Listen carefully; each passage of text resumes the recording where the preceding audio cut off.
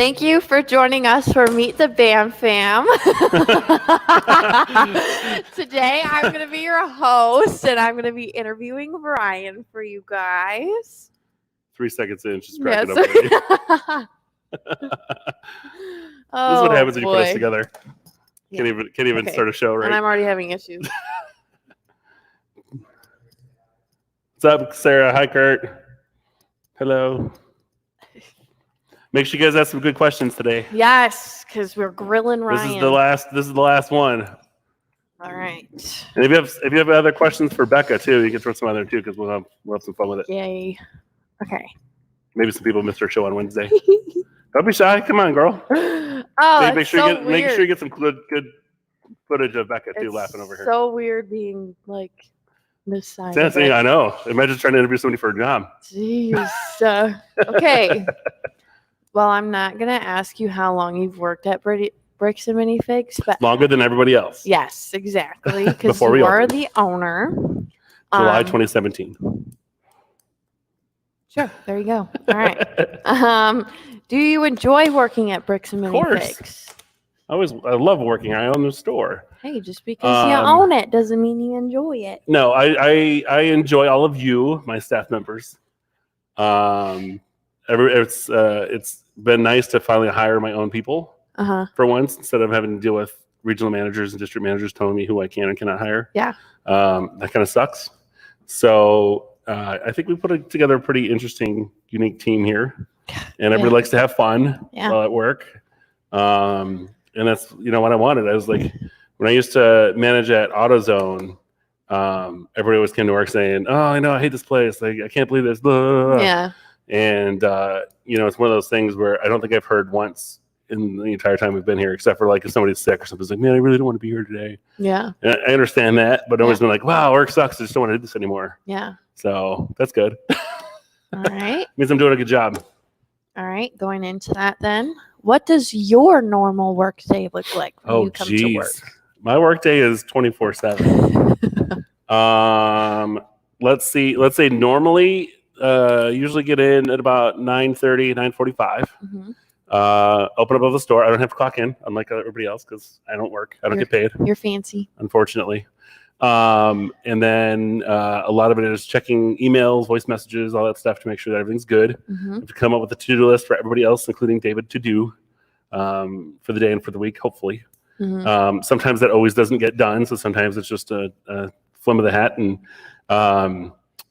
Dave also knows too that priorities change as customers and stuff come in and certain situations arise, and so it's a lot of dealing with that, a lot of going through certifications. But for me, unlike everybody else, it's a lot of extra paperwork, taxes, payroll, all that other stuff that nobody wants to deal with. Mm-hmm. And then of course, then there's all the other finance aspect of it all, which Sarah does at home. So I don't have to worry about that. So thanks, Sarah.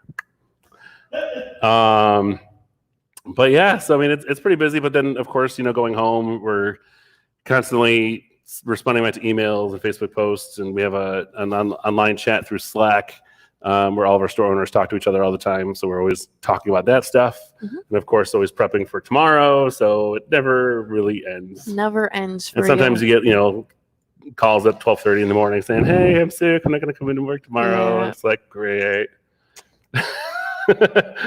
Yeah. But it works. We got it covered. All right. Go ahead. Feel free to, and you can change some of those questions. Those are mostly for you guys. What is the difference with how you act at home and at work? Is there any difference? Not a whole lot. Yeah, I figured. I'm pretty much a goofball and pretty open anyway.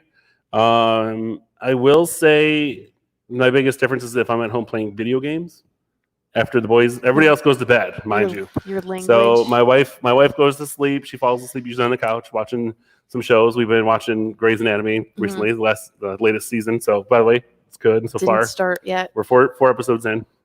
Watched them all in a night. We're like, oh, we'll watch one. Nope, 4. There you go. And then, but yeah, after everybody goes to bed and I'm playing video games, I tend to get a little mouthy sometimes with some of my friends. They're all, I'd say 25 and over, usually who we play with. but they're from all over the world. So sometimes there's a lot of really weird Australian or African humor that gets popped in there too. And there's been some occasional language arising from downstairs sometimes when playing certain games. But beyond that, no, I don't change anything. Okay. Going Unless back. Sarah says otherwise. If she says otherwise, though, I know where you sleep. Yikes. Not tonight, though. How long ago did you start dealing with Lego? Built, played with, or whatever? I want to say around 4.5, 5, maybe. Okay. But back then, this was way before you were even a thought. Was a lot of just open sets. You just got a box of bricks, and so it was like a little creator box, almost kind of like what they do now, or a classic box. And it's like, hey, here's 7 things you could possibly make with 8 bricks or less, and here's some other ones. So you just kind of built with stuff. Yeah. And our problem was as kids is we had a lot of Tyco bricks too, the big brand Tyco. Yep. And we didn't know the difference back then because they were almost identical. So as we built with everything, our houses ended up having weird curvy walls. And it's because Tyco plates are half a brick high where Lego plates are a third. Oh, so it was always off by a little bit. We could never figure out why. We figured like the bricks got warped or something. And like, what the heck? That's and then it turns out like, 9 years later, I found out they were actually different bricks. I was like, no wonder why. Nice. But that was, I had to say it was about 5. I know there's a question on there too somewhere if you're going to ask about my earliest set. The earliest set I remember building would have been around 1991. Okay. Which would have been these little like 13-piece race cars. Like the equivalent size of like the Friends go-karts that you were talking about the other time. And but it literally just had like a number, whether it was like 1, 2, 3, or 4, 5, or 6 on the front in a different color scheme, and it came with a single minifig. That was it. They were these. The greatest thing about the '90s was the smallest Lego sets were $5. It was $4.99, and you could find them everywhere. And I remember one time, actually, it was at the Bolingbrook Walmart. I think I tried to steal 2 of them once, but I got up to the register and I was like, "I'm gonna get caught. I'm gonna get caught." So I threw them in with all the candy bars and stuff and just left them there. Bad kid. I didn't take them though. All right. I could have walked out with them. Getting into my questions. There's kind of That's okay. a few about business related, That's but fine. okay. So Hit me with what you got. I told you, I'm an open book. I guess this will be like a 2-part one. What made you want to open up a Lego store? Okay. And then I'll tell you the other rest part later? after. Okay. Yeah. So it kind of starts with the fact that I've been working retail since I was 15. After I got done mowing lawns and stuff. I, for lack of a better term, almost hated all of my bosses. Okay. Sometimes it was cool. Like I used to work at a place in, I'm just going to say a lighting company in Naperville. Was a family-owned business. My boss was awesome. He was hilarious. His name was Don. What's up, Don? If you ever watch this. But he was really cool. And he knew what was going on. Me, him, and a couple of the guys gelled really well. Did a good job in the back. But his boss and their bosses were not. No bueno. No bueno. Yeah. But I always felt like whenever you start a job, you're always on the bottom, like the peon level, which is like, you had, let's say Barnes and Noble, I worked there for a while. It was take out the trash, clean up all the food from, Starbucks, because there's Starbucks that was in there. So we had to clean up all the old coffee grinds, everything else, clean up all that stuff. We had to kick the guy who was falling asleep in the chair like every hour, because they were allowed to sit there and read or whatever, so the people would just fall asleep in chairs. We had to kick them, make sure they weren't dead. So you got like all those stupid jobs like nobody ever wanted. Yeah. And you have to kick somebody. We did. We had to tap the legs to make sure that they were still awake or like still alive. It was part of the job, man. All right. So anyway, going through everything, it was a lot of no respect for like the peon level workers. It was, you just do all the crap that I don't want to do. Exactly. And I always thought that was wrong. It's like, well, if I'm doing this, anybody should be able to do this. Like, clearly, if this is the lowest level when you moved up, then at some point you did this too, which means you still know how to do this. Yeah. which is why, like, even now here, you know, I'll clean the toilets. You know, there's been times when you've come in before, my head is up Very in the true. toilet. Very true. You know, if I expect you guys to do it, I'm not gonna not do it. Yeah. But I really wanted to be my own boss. That was the first thing. Mm-hmm. And I went to school and got a degree in gaming and simulation programming from DeVry, which the degree was okay. The school sucks.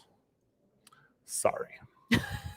Their teachers were bad. Like, I think you had one too, where they just basically expect you to learn everything on your own. Yeah. It's like, hey, just come to class. Yeah, pretty It's much. like, Just you're show not even a up. teacher. Yeah. So why am I paying you anything? Yeah. And one of the things I found out about DeVry is not a school; it's an educational business. Okay. They have shareholders. They have to Okay. you know, make decisions on that, which is why they get sued all the time. Interesting. But they did no job help finding at all. They're like, oh yeah, we'll find you a job in 3 months and this and this. And they Nothing. never did. Nothing. Not even DeVry would hire me. I went to Nice. actually 2 of the locations in like Downers Grove and Naperville, I think it was. Mm-hmm. And neither location would hire me, even though I was a graduate of their own program. Nice. I was like, that's real awesome. Thanks. Right. That makes And you they were feel like great. simple level, like low level entry software programmer Yeah. jobs. And then I don't. Oh, David, this might be for you. We got a customer here. And then so then beyond that, it's like I just really want to do my own thing. Yeah. And I really wanted to open up a hobby shop because I fly RC helicopters and planes and stuff like that too. Okay. And I was like, yeah, wouldn't it be cool if we just do this? And I even worked with a company out in Indiana about, you know, possibly acquiring some land on the property to have the shop, but then like it'll be tax free because the money would actually get donated into the program and everything else. Mm-hmm. And it was all set up, but then I saw this link for Brix Minifigs pop up on Facebook. It was one of those little ads like, hey, looking for franchises, blah, blah, blah. I was like, huh, okay. And I think I was still working at AutoZone at the time. Might have still been even at Victoria's Secret before that. Mm-hmm. When it came up, but then it came up again. And I was like, oh. So I asked Sarah, my wife, I was like, you know, this sounds like a really good idea. We should look into this. So we did. Talked to the owners at the time of the company, and they were like, yeah, it's like, you're exactly what we're looking for. You know, mid-30s, this and this. We have no stores in Illinois. It'd be great to have another location, blah, blah, blah. So they were all in. Mm-hmm. So then we just had to come up with the money for the franchise. And before you know it, I owned a Lego store. I guess that kind of answers the next part then. What's that? I said, how did you find out about Brix and Minifigs since there were none in Illinois? Yes. Yeah. So it was through that Facebook post, that ad.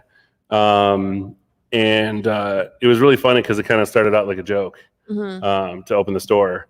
But then again, so did me working at Victoria's Secret. That was actually a whole joke. Yeah. Like, hey, would it be funny if I got the job before you did? And then I did. And then, so, yeah.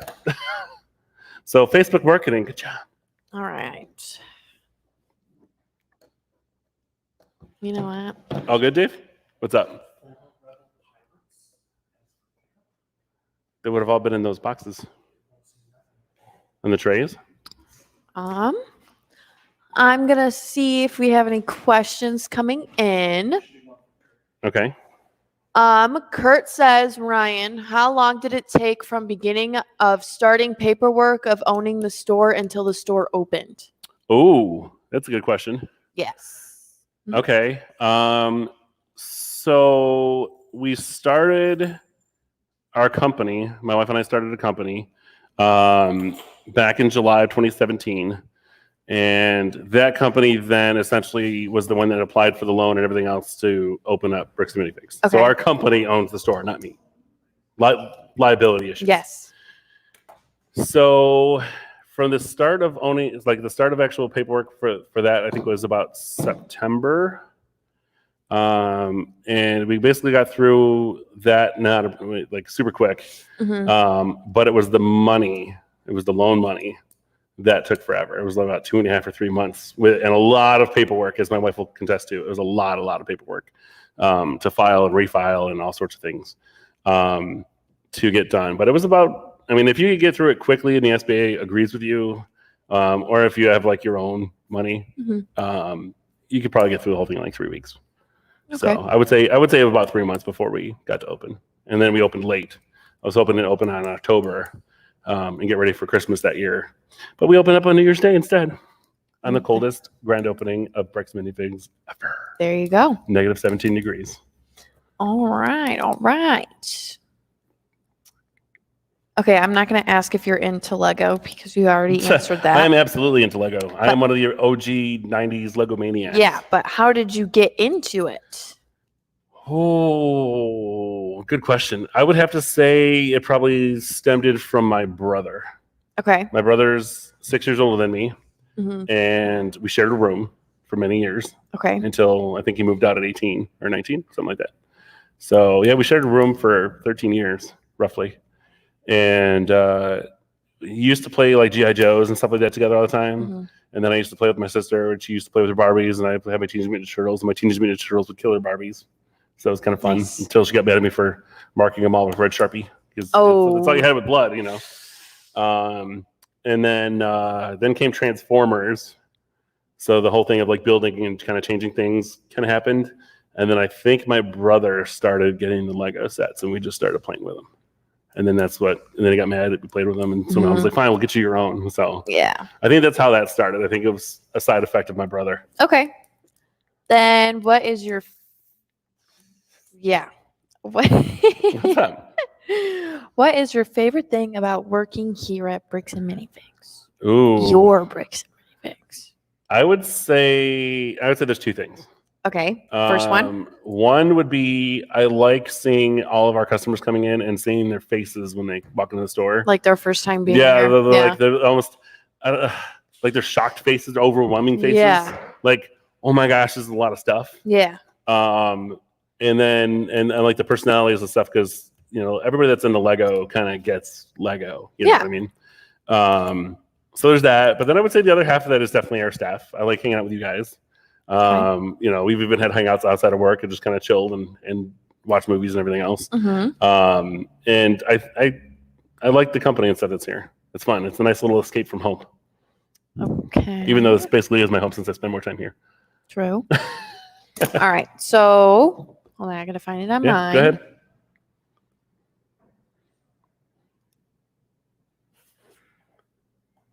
Give me 1 second.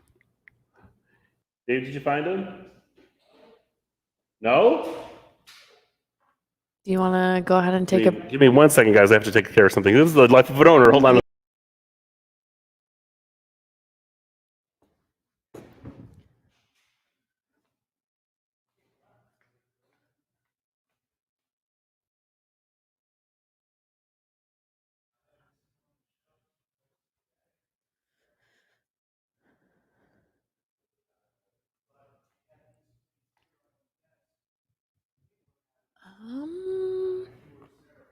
Okay.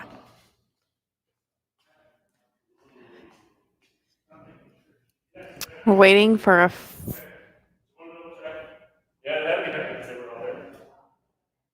I switched it to camera 3. All right. Sorry about that. Yeah. Okay. I'm back. So this one kind of goes along with what are your hobbies outside of work? Because you kind of already mentioned it. Okay. So Well, I can finish that if you want. Well, hold on. Okay. Okay. So you said that you were into RC helicopters. Yep.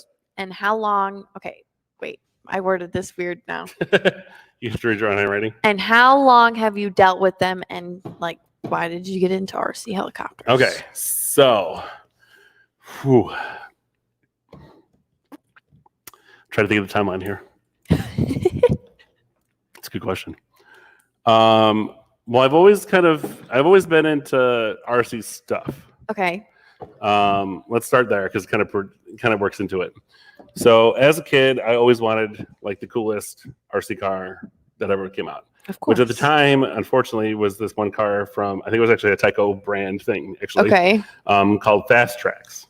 So it was basically like a tank that had treads on the sides, but it was quick. It went like 37 miles an hour. All battery packed, everything else.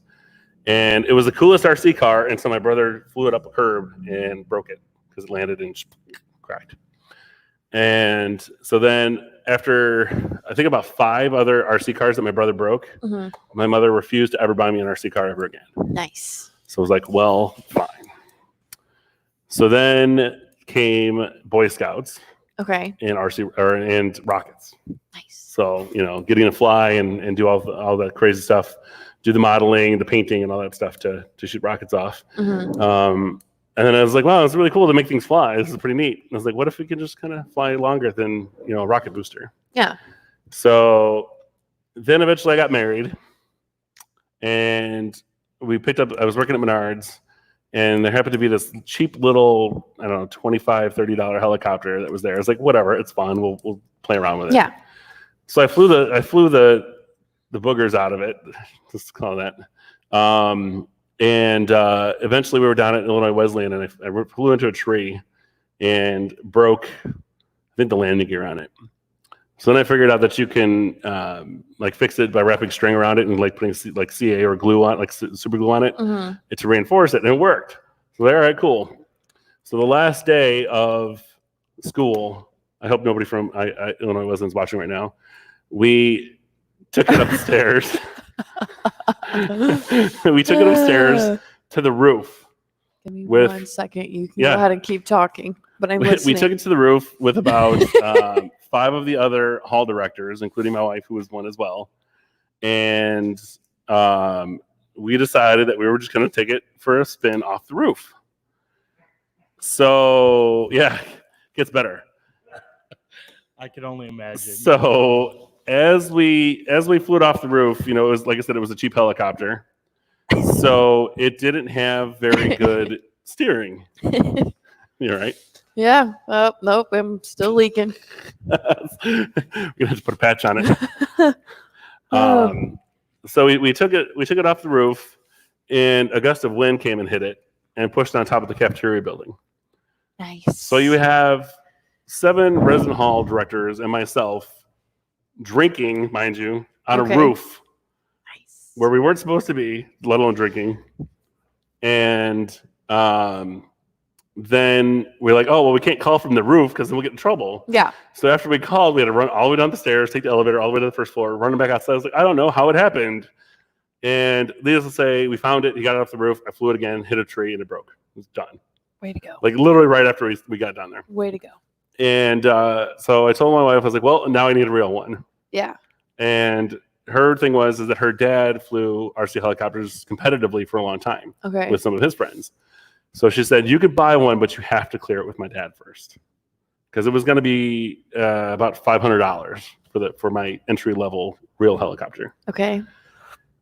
So I talked to him about it, and he used to do all the nitro fuel, gasoline helicopters, stuff like that. And I was going electric. He knew absolutely nothing about electric helicopters. So he looked at it. It's like, yeah, looks like a pretty good brand. Okay. I was like, that's it? There's no, and he's like, no, let's go. So I told her, she's like, okay, fine. So she let me do it. I went on to eBay, found one, got it for $320. So I saved $150 on it. So I was like, sweet. Got it, flew it, had some fun with it. I ended up selling it to a buddy after I spent another $700 into it. It was probably about a $1,200 helicopter at the time. And he moved to Saudi Arabia and gave it back to me. So I actually have that helicopter still originally, which is funny. And then I started flying with her dad, with Sarah's dad, Jeff. And we flew together, went to a couple events and everything, and started going to an event out in Indiana called IRCHA for, I think, 9 years. Was volunteering out there every time. Won a bunch of other helicopters and parts and stuff. And then my collection just grew. So now I have, I think, 15 helicopters and 2 airplanes and a drone at home, which you still have to fly. Okay.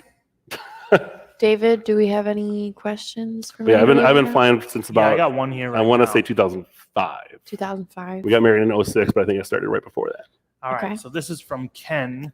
He asked, "What is your favorite Lego theme, set, and minifigure?" Oh. So 3-parter. Oh. Okay. Theme is going to be a toss-up. I would say my overall favorite theme is Star Wars, because I'm a Star Wars fan. But my favorite theme that I don't own much of, it would be Hidden Side. Okay. I really like the Hidden Side things, which hopefully I could build the other set that came in today. Favorite set?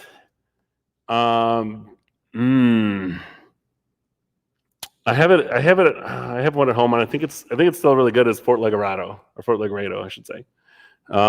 It's like at 1994 Okay. ish.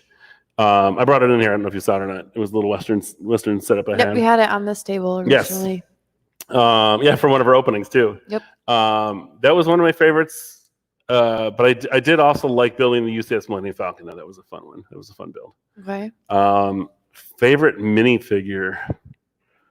Ooh, we've seen so many of them here. Huh, that's a good one. That's a good question. I don't remember. Was it? I would still say I still kind of like Hot Dog Guy. Hot dog guy. It's a good one. It's still one of my faves. But there's another guy. I can't remember. It was another CMF series fig that had like a scary face on it. I can't remember which one it was. Like a scared face. I thought that was pretty funny. But yeah, that's the only thing I got for that What's one. that? I don't really have too many favorite minifigs. I like a good number of them. Okay. Then going back Good question, to the personalized ones. And if you guys want to hop on and discuss some stuff with us, you guys can join it up too. Dave's got the link. It should be on the bottom of the page right now Got too. it in. Yes. So if you guys want to ask questions, I've got my earpiece in. What kind of opportunities have you gotten from starting up your own business, or specifically to opening up a Lego store? What opportunities? Mm-hmm. Wait, say it again. What kind of opportunities have you gotten from starting up your own business or specifically to opening up a Lego store? As far as like what things came from me opening a store? Yeah. I would say for one, I mean, we got to meet a lot of other cool people around the country because of our stores, because we have 40 stores nationwide. So through BAMCon, a little conference for the company, we all got to hang out. We've seen a lot of the other stores already. So we kind of have like extended family that way. We've met a lot of really cool people through it. A lot of Lego designers, actual Lego designers. We met, was it Kiara from Lego about 2 years ago? Got some autographs from her on some sets that she did. We got to meet a lot of the Lego Masters. Of course, we talk to them quite frequently now. That from Lego Masters US anyway. We got to go to Brick World and be part of the whole Brick World situation, and got a lot of extended relationships from that. We're friends with a lot of YouTubers and stuff now, so we talk to them all the time about different things. I would say one of the other advantages is we'll take in some sets at a pretty decent price sometimes because we have to resell them, and sometimes I'll just keep them. Yeah. So that's a nice advantage of owning a Lego store is, I don't get paid for anything, so that's how I get paid. Yeah. Every once in a while, I take a Lego set. All right. And then speaking of Lego Masters, what contestant is your favorite and why?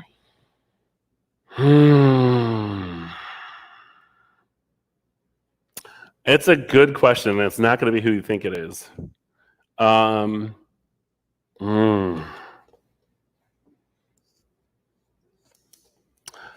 would say it's going to be a toss-up between Jessica, because I like how she is off camera, because we've talked to her a lot of times. Yeah. She's got a really fun, kind of quirky personality. And it would be between her, it would be between Mark. Okay. Because he's got a funny attitude, but he's not as like crazy out there. He's kind of like this like reserved person who just kind of shocks you sometimes. And then I would say on the other side, I'd say Manny would be my favorite. So it's not like the main people you would think necessarily, but it would be a toss up between the three of them. I would love to hang out with all three of them. I think going out for drinks or something would be a blast. Which is why I wanted to go to Brick World Chicago, because we could have had so much fun. But thank you, Mark and Kathy and Brian, for doing the virtual con tomorrow. By the way, 11 to 5. Brickworld.com. Hold on. Got to plug that. If you could choose any set to own, what would it be and why? Ooh. If you don't already own it. Oh no, there's plenty of sets out there that I'd want to own. One of the sets that I wanted, I already got though, which was the Tannet 4, and I got it signed. So that's one of my prizes at home. There you go. One of the sets right now I want is that new Haunted House coming out. I really want Yes. it. There's a lot of really cool stuff about it. I think it's really unique. I would love to own personally the UCS Millennium Falcon, because technically I don't own it. The store does. Yeah. But I would love to keep it at home. Have it for yourself. Yeah. Yep. It was a great build, great thing. It just takes up a lot of space. Okay. But there's a lot out there. If I could, I would buy almost every Lego set out there, and I would find a home for it. All right. I mean, I'd have to build a home for it. Well. Then what is the one set that got away? If it did. Well. Okay. Ooh. And then Becca, I got a question for you later. Well, how about this? Because like I said, I would take home everything if I could. How about if I tell you about a set that I had that I lost? Were you really upset about it being lost? Yes. Then Till yes, this day, go ahead and tell till me. this day, I still have a beef. When we were kids, I used to have the Blacktron Series 2 and Mtron Series sets. So like sort of third generation space sets. Mm-hmm. And I had the two largest spaceships for each one. Okay. And we were at my dad's house because my parents were divorced, whatever. I think I would have been probably 8. This was like 8 years old. Okay. And my sister, who was at the time, she was a little bipolar and kind of crazy sometimes. Mm-hmm. She decided to take both sets. Mind you, they're probably 22, 24 or so inches in length and came with like 7 minifigs and whatever else. And she threw both of them at a wall and smashed them to bits. And it was, I think, like close to midnight on like a Saturday. My dad let us stay up because we used to watch horror movies and stuff like that too. And so he's like, I'm not even dealing with this. He put them all in a bag and threw them away. Ooh. Gone. I would have been mad. I'm still mad. Just my dad won't remember it, but my sister does. Just threw them out. You just threw them out. They end up in a landfill somewhere, I'm sure, or someone's little personal stash at home. Man, oh man. Yeah, it was. So eventually, I'll go back and I'll find those sets and I'll buy them again because I do have some of my OG Mtron and Blacktron figs still at home. Do you have one that goes directly with that, David, or can I ask one more? You can ask one more, and then I'll ask this one. All right. Then what is your favorite set that you've purchased so far? Favorite so far. Yep.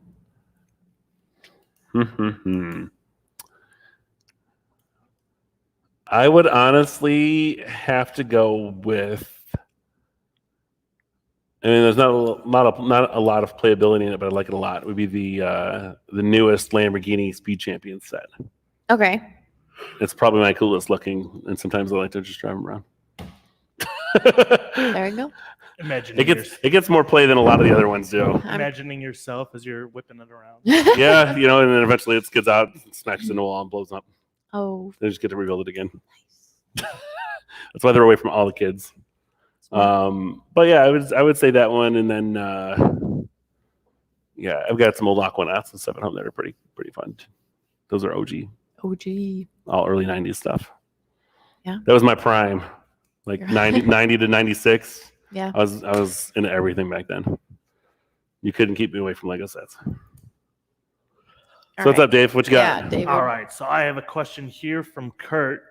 Since you are a Star Wars fan. Yes, I am. What is your favorite $100 or less Star Wars set ever to be released? $100 at the time of release.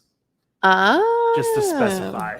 $100 at the time of release, yeah. So it's not with inflation or anything else. Mm-hmm.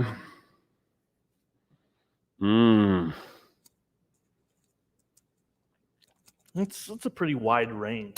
I mean, the older, like, second gen X-Wings and stuff like that were fun. But honestly, one of the ships that I always wanted and I finally got was, I think it was like this, I want to say it was a second gen Sith Infiltrator set. Mm-hmm. So Darth Maul hanging out in the back. That's still sitting on, like, right in the middle of my table next to my other Millennium Falcons and stuff. All right. But I think that's when it first came out, it was like $40 or $50. It wasn't too bad at all. But good question. Very good question. You got any more for us, David? Well, I have one for you if you want to answer it. Oh, okay. So this is for Becca? Sure. Who's this from? This kind of involves both of you, so it works. Oh, okay. Okay. So this is from Joe. He says he can't stay on long, but he wanted to ask how nice it was that Ryan went to your basketball game, and then he has a second part to that as well. Oh, because I got to go see you play that one time. Honestly, I wasn't super excited. It was not a good day for me. It wasn't. It was my grandma's birthday, and my grandma had passed away when I was younger, so it's kind of hard for me. And we had a game that day, and I wanted to play really well, and I didn't play as well I thought I was going to. So to follow that up, Becca did a great job playing. Okay, so don't sell yourself short. I don't think so.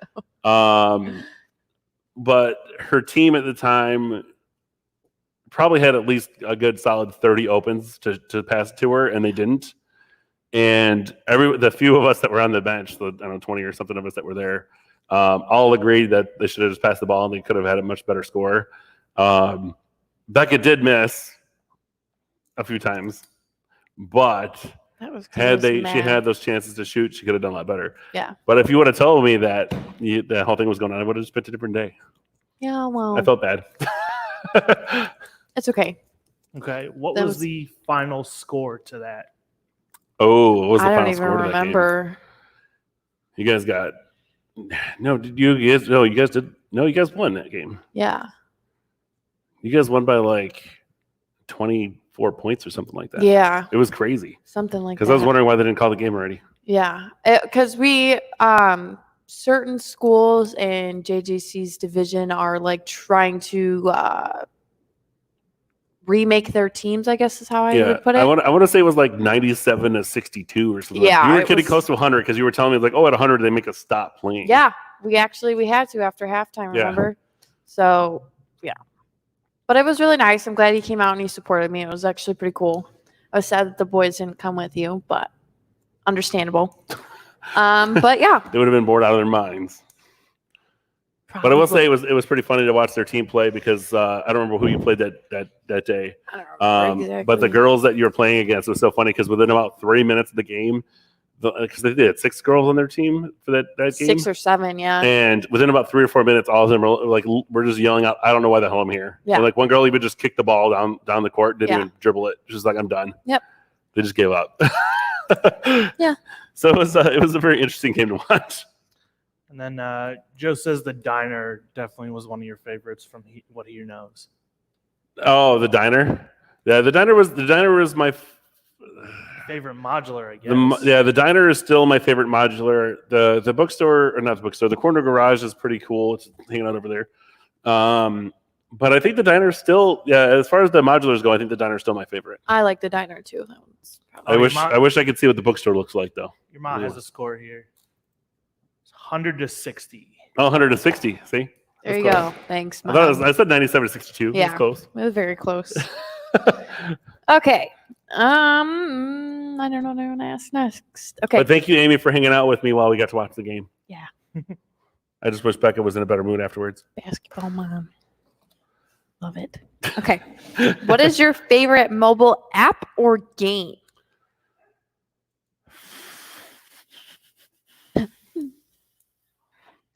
See, a lot of people have been picking a lot of same things. What's that? When you get up and stand over here, the camera gets you in the background. Whatever. Yeah. I would say it's a mix. You kind of got me hooked onto some of the TikTok stuff. Yep. I don't do Snapchat really at all. I have a Snapchat, but I don't really use it. But if you want to hit me up on Snapchat, that's fine. You can snap me. But then, I'm on Facebook almost all the time because of work and personal and family and everything else. Mm-hmm.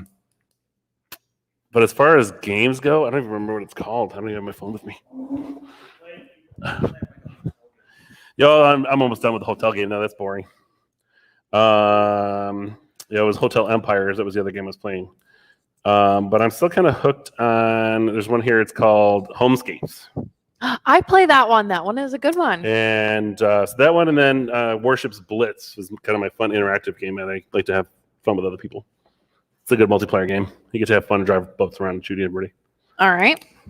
Well, then I'm sure a lot of us know this answer, but video game wise, console, not council, I need counseling. Or PC. And also need consoling sometimes. So,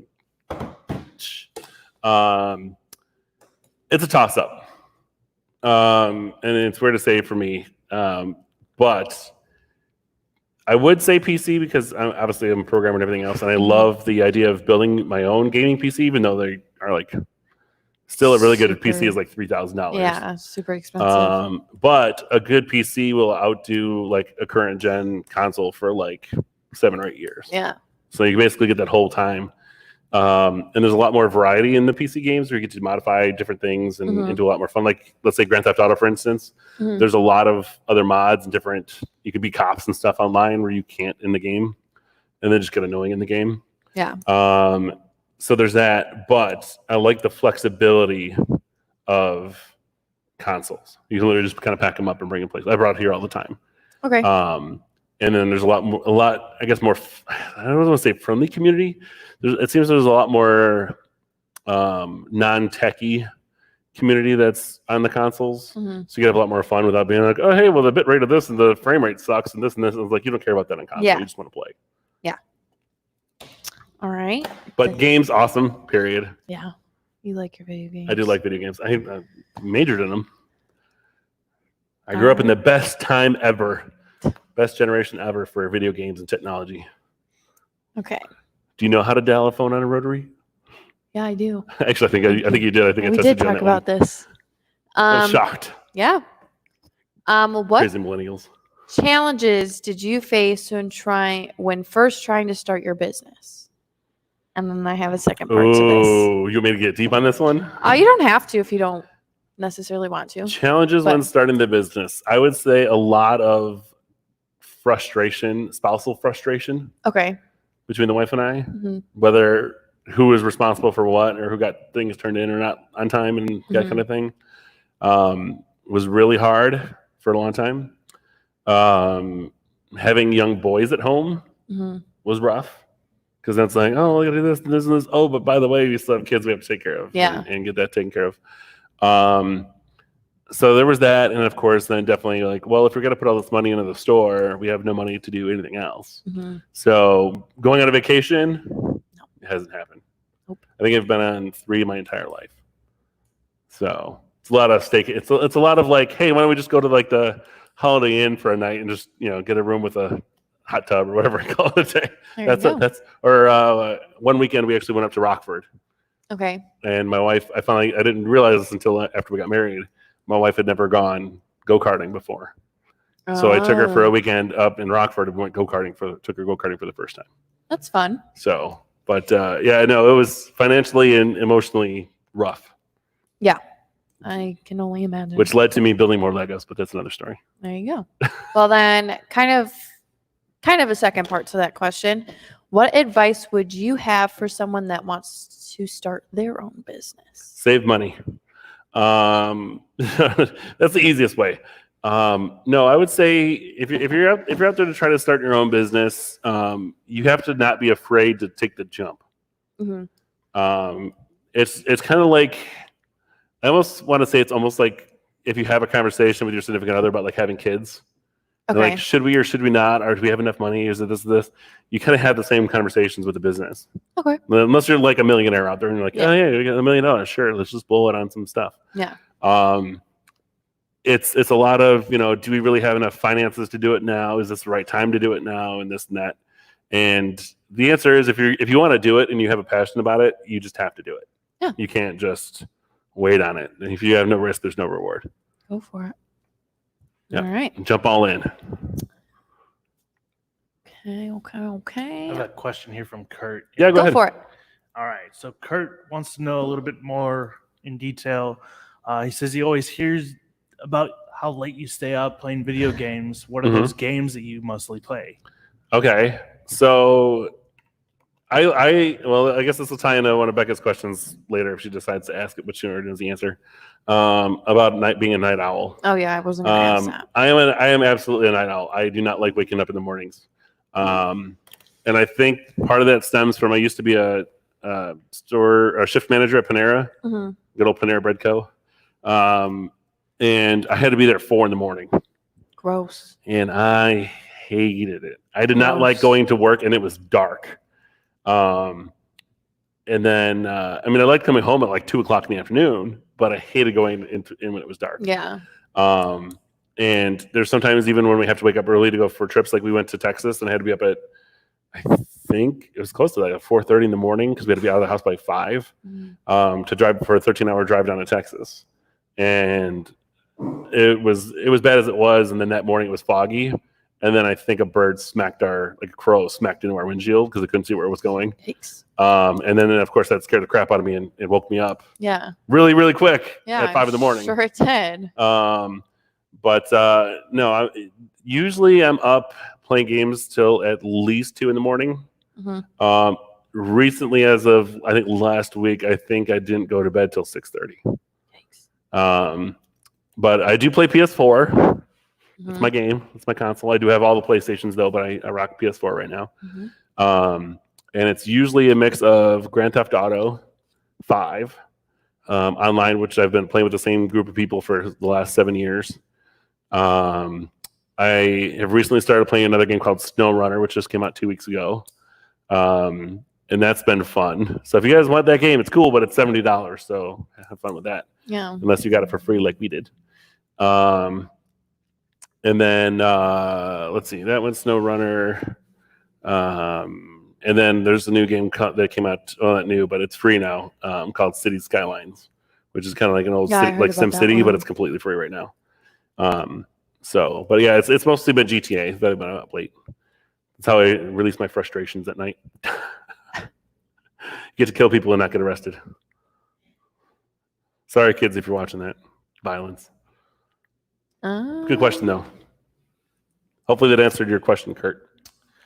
Yeah, Mike says, your buddy Mike says Red Dead Redemption as well. Yes, Red Dead Redemption 2 is in there as well. He Yes, also absolutely. says you like working at AutoZone. No, I hate working at AutoZone. And if anybody from AutoZone ever calls me back, I don't want to come back. All the district managers and stuff wanted me to come back after I left because I think they lost 5 other store managers after I left. Tends to happen. Okay. What is your real dream car? Toss up, but both of them are Lamborghinis. Okay. I would say about a 94 Lamborghini Countach in black. Okay. Or I want to say it was like a 2016 Murcielago. Okay. In orange. Orange. It was like this weird neon orange. It's kind of an orangish yellow. It's weird. Yeah, Lamborghinis look good. But I like those Lamborghinis. I'm just afraid I won't fit on them. Too tall. Yeah, probably would. I got a little extra weight too. I'm trying to work on it. Drinking water now instead of Mountain Dew. 3 weeks in. Thanks. You're welcome. All right, then. Dave's been trying to keep me honest when I'm at work. If you won the lottery, what are the first three things you would buy? Okay. I'm not gonna lie. I'd buy a big house. I would probably go crazy and be one of those guys to buy a mansion. And not just because. Hold on, I have a reason for this. I'm a very social person and like throwing parties. Yes. So my ideal house would have to at least have 10 bedrooms for people to hang out and crash. Would have to have a game room, like all video games. Mm-hmm. Yeah, theater, like a 20-person theater. Movie theater room. Yep, movie theater room. Mm-hmm. I would definitely want a in-ground swimming pool. Yes. I don't care if it's inside. I don't need to be like prissy and have it inside the house. I could be outside. It's fine. Right. I prefer it outside anyway. Get some sun. But yeah, I mean, it would only be mostly for space. But I would love a big yard because I would like to fly my helicopters in my own yard and not have to deal with people like yelling at me. True. So that'd be number one, and of course, then all the boys get their own rooms. Finally. Then number two would be It's just what you need, a big room for your little one. Yeah, I would say a pair of new cars. I can't just say one, but Sarah and I would probably need new vans and stuff like that. Nothing crazy. I wouldn't buy my Murcielago. I mean, that might happen later. Right. But you know, I don't want. I'm not like one of those people that has to be showy and like, oh, hey, look, I have all the money, and blah, blah, blah. I'm not gonna like. I always hate those people who like get a new car and they're parked like all the way at the back of the parking lot, like crooked, just so they can like not have the car touched. Yeah, I would be the guy to park right next to him just to piss him off. Oh yeah. And so then after that, thirdly, I would honestly say I'd have to put the rest of it away, invest it, so that I can pay for the kids' college and everything else. Because by then. I mean, you're kind of okay because you're in college now, but by then they're saying it could be like $1.2 million a year to go to college. It's like, I ain't got $12 million. Nobody does. That state better be paying for my kids to be going to school. Right. Like they used to. Okay. What is your favorite entree to eat? Ooh. And if we think the same thing here, hoping we are. Olive Garden. Favorite thing from there. Yeah, that's pretty top notch though. Yeah. I would say okay, fine. Yes. If we're gonna say out, it would have to be the tour of Italy from Olive Garden with at least two like servings of breadsticks because you go through things like crazy. Secondly, it would have to be at home, which. Weirdly enough, I would say I always look forward to it, but we haven't made it in a long time. Mm-hmm. My stepmother, before she passed, used to make a chicken and rice dish, but the rice was actually made in like cream of chicken soup and like stuff like that. So it was kind of more of like creamy rice, but it was awesome. And I could eat that stuff. Good. I could literally eat like a giant. Yeah, that sounds really I don't even know, half gallon kind of size container of the rice. So I would say that, but my lasagna is pretty dope too. Your lasagna is really good. So then what is your favorite snack? It used to be Twizzlers, but Twizzlers give me really, really bad heartburn. And not those stupid red vines and all you crazy people out there. Red vines are yeah, absolutely. So even though I did have a weird thing for a long time about chocolate Twizzlers, that was like a thing for like a year. But you have to eat like 2 or 3 before you get used to the taste, and then you're okay after that. No, thank you. But say no to black licorice, kids. Yeah, no black licorice. Yeah, but it used to be Twizzlers. Now, honestly, I really like those wild berry lifesavers. Those like fruity lights. Oh, okay. Yeah, those are pretty good. Those are. And favorite Starburst Favorites. Yes. Those are dope. Yes. You have to get those. Best Starburst ever. Yes. But yeah, I would say those as far as like snack foods. But of course, you always have pretzels and popcorn. Mm-hmm. But all right, going back to work, what is your favorite memory with Brix and Minifigs? But I also have I have 2 involving work as well. Okay. I would have to this is pretty easy. My favorite memory probably to date was actually with you. Oh boy. We were trying to record. I already know what you're talking about. We were trying to record like a video for our raffle. It's for our scavenger hunt for our display. But it was a raffle. It was a scavenger hunt raffle, whatever. Mm-hmm. And I was trying to record you to say it, but then you kept messing up. We had to cut like I don't know 20 times. Yeah. And somewhere on my phone or on the thing, I've got like every single like 3-second clip of you just laughing hysterically till you fell down. That was a good day, and then the other one was actually with you too, which was the helium day, and we got really crazy with some helium. Yeah. Those are really fun. Outside of the store, though, I would say, Brick World probably would be. Brick World last year was probably the funnest Brick World we've had. I think overall it was fun. It was a lot of fun last year. David, there's been a lot of fun memories. Like even just being out here riding bikes with the kids and stuff was fun. Yeah. David, you have some questions over there? Yeah, so I have 2 from Ken. One of them, I'm not sure. Ken's blowing up. I'm not sure if you could answer one of them. We'll get to it in a sec. Okay. First one is, how do you get inventory for Brix and Minifigs? Okay, so inventory, that's a good question. I would say right now it's about 85% from customers that come in that just don't want their Lego anymore or trying to trade up or anything else. 10% right now. Well, 10% period. Now comes from our distributor directly through Lego. So that's where our new stuff comes from. And then a small portion of other stuff usually comes from us finding things through Facebook Marketplace or auction houses or something like that. Yep. So, yeah. But most of it's from you guys. It's a lot of things that collections that people don't want anymore. People are moving across the country or whatever. Can't take it with them. Kids don't want to play with them anymore. Which, by the way, if anybody's watching is in between like that 13 to 18 year age range, don't get rid of your Lego. Just hold on to them for a few years. Have your parents just put them in a bin. So then when you're like 19, 20, like Becca's age right now, you can come back and play with them. Yep. Because if not, you're going to regret it because those sets are going to be worth some money. Some money. Monet, yes. Part 2, David? What was the other one that I might not be able to answer? Or was that it? He asked, what is the startup amount franchise fee? Oh, that's easy. That's public knowledge. Oh, really? Okay. Yep. In order to start a Brix and Minifigs, it costs $25,000. That's your licensing fee. So that money is to allow you to use the resources that we have, to allow you to use the name Brix and Minifigs as a company. And then, of course, there's other side things from that too. But starting a store is completely different. Can be anywhere between another additional $50,000 to $180,000 on top of that. We are on the higher end of that as we are the third largest store in the company. Yep. So, needless to say, the government owns me. Let's put it that way. Yikes. Yeah. And I don't make no money. But I'm paying my bills.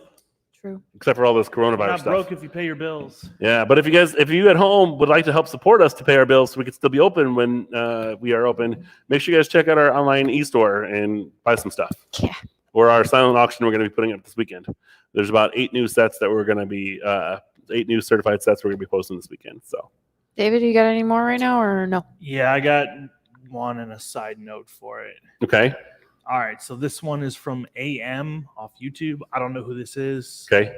He was actually the one that was going to join us yesterday. Yes. He sent me an email. He or she asked, why did you choose Illinois for a Brix and Minifig store? It's easy. I live here.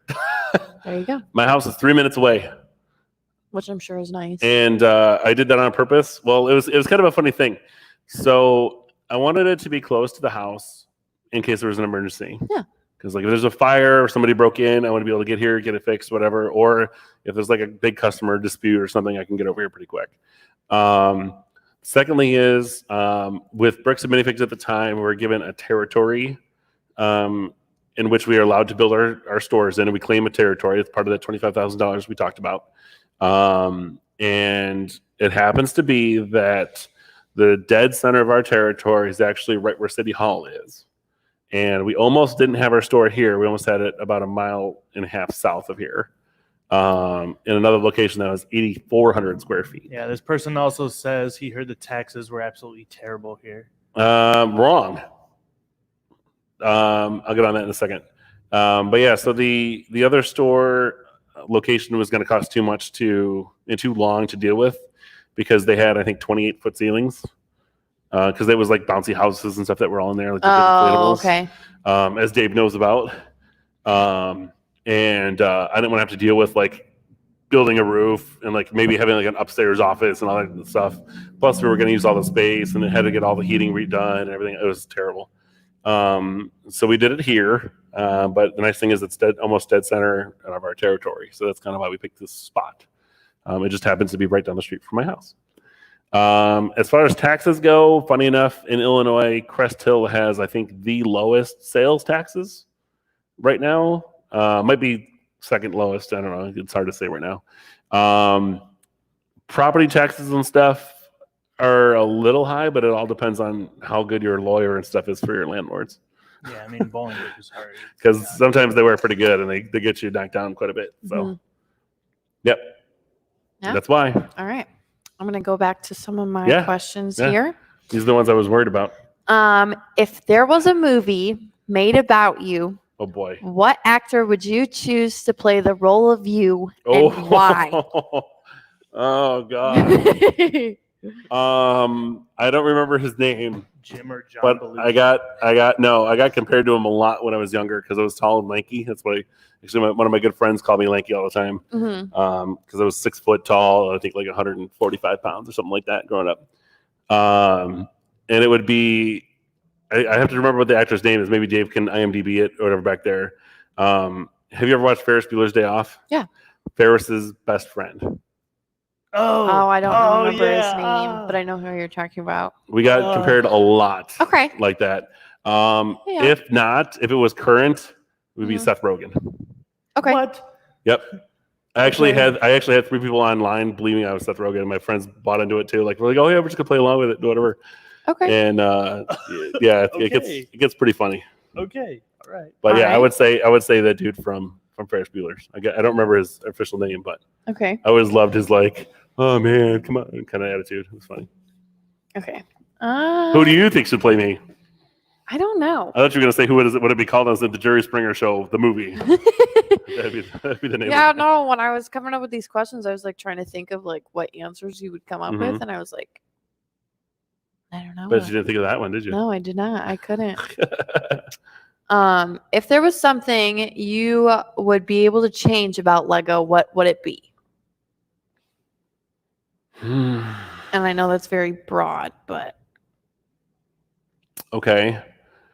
If there's something, well, I like one thing I like is the fact that the whole Lego system idea where everything always fits together is good.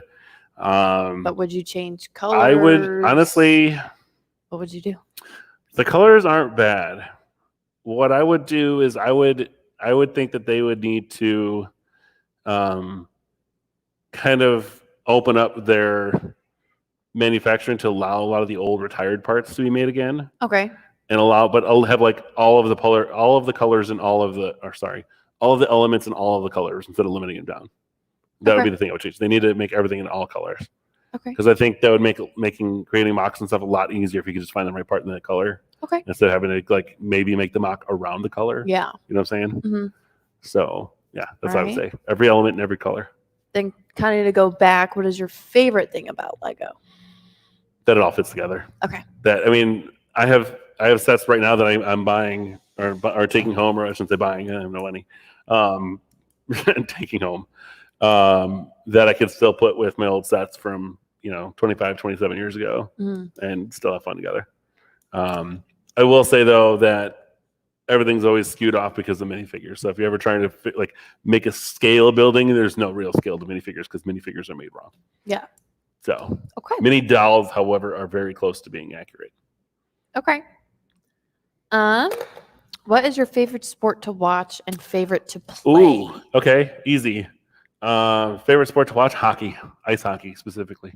Okay. You don't know when there's going to be a fight, and they always get fun. Fights are fun in hockey. Yes. It's not super slow. Like it's not just, oh, hey, look, the ball's moving. It's football is one of those things where there's some good plays here and there, but like people get so excited for 3 yards. Like, ooh, you ran 9 feet. Congratulations. Yeah. Hockey, it's back and forth across the rink. You've got the hockey puck smacking people in people's faces. You got, all sorts of fouls and penalties getting thrown everywhere. And of course I love my Hawks, my Blackhawks. Yep. They're the bomb. Playing though would be baseball. Okay. I played baseball for 11 years. Where I got my big old thighs from. I got my big baseball thighs. I do, however, regret that I never got to practice pitching more because my coach wanted me to pitch. I had a really good arm, but I had no aim at that high speed. So they always usually put me in left or right field because I could throw it all the way from out there all the way to home base without an intermediate catcher in between. So, and by the way, out of those 11 years, we won 9 times first place. Oh yeah, you were telling me about that. Yeah, they made us redraft afterwards because they didn't want us to be on the same team anymore. That's kind of lame. And then everybody quit. Joke's on you guys. What is your approach to building mocks if you do? Okay. My approach to building mocks is a little bit different than everybody else that we've talked about here. I mean, you don't really do mocks and everybody else do, but so back in back in school when I did all my computer programming and stuff, we also had to do 3D design work. Mm-hmm. And a lot of that was basically, hey, here's some 2D pictures, turn it into a 3-dimensional object. Okay. So I learned how to do that, and it's called extruding your models out, and then using subtractive modeling to get rid of stuff. So I kind of think about it the same way as doing a mock. It's like, well, if we're going to build, let's say when we did like our ornaments, well, an ornament is round, so you have to have the shape. Mm-hmm. And because they're round, all 4 sides are pretty much identical unless you're going to change it in some way or another. So that's easy. And because of all that, I'm very spatially attuned. I can tell, like, I was always really good at those puzzles. Like, hey, if this is the object, is this way facing the front, back, or whatever, like, which is the same kind of thing. I was really good at those. But a lot of it is creating. You have to have the idea of what you want. Like, you always have to have a final goal. It can't just be, I'm just going to make something and just build it. It doesn't work that way. Mm-hmm. It has to be. I'm more laid out. Like, I want to have like a mental blueprint. Like, okay, there needs to be. If you're going to build a house, let's say even like a modular, for instance, you have to think of, okay, well, the house has to be this high. Okay, this is your limit. So I'll build like a little stack. I do it all digitally though through Studio or Sted.io from Bricklink. Yeah. Which hopefully I'll be teaching a class on here soon. There you go. And so you kind of lay it out, and I'll have like little measuring tools essentially to. Like, this is how high this needs to be, this is how high that needs to be. Mm-hmm. And then, of course, that all the parts should interlock so that they don't have gaps, like the straight lines, the seams. You got to cover your seams. And so with that in mind, then you can kind of lay out your outsides. You are eventually going to have to go back and kind of delete things and erase stuff. It's like, oh, hey, maybe I want an air conditioning unit over here or a catwalk or something. Yeah. You're going to have to knock that, 1x4 out and put like a 1x2 with some clips or whatever on the side.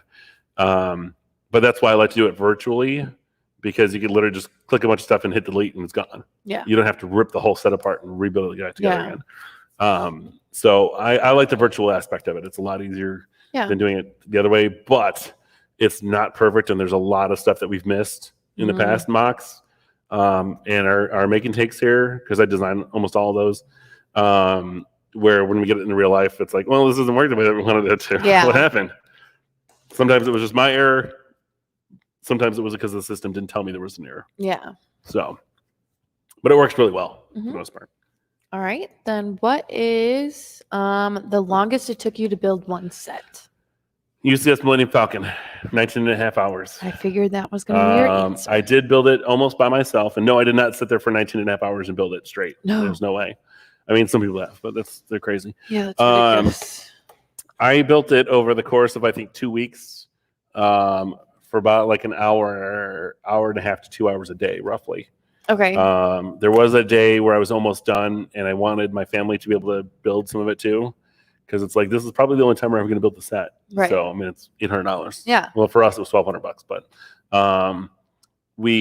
so I let Christopher and Sarah, so my oldest son and my wife, got to build, I think Nicholas might have, got to build one section of the top of the Millennium Falcon each.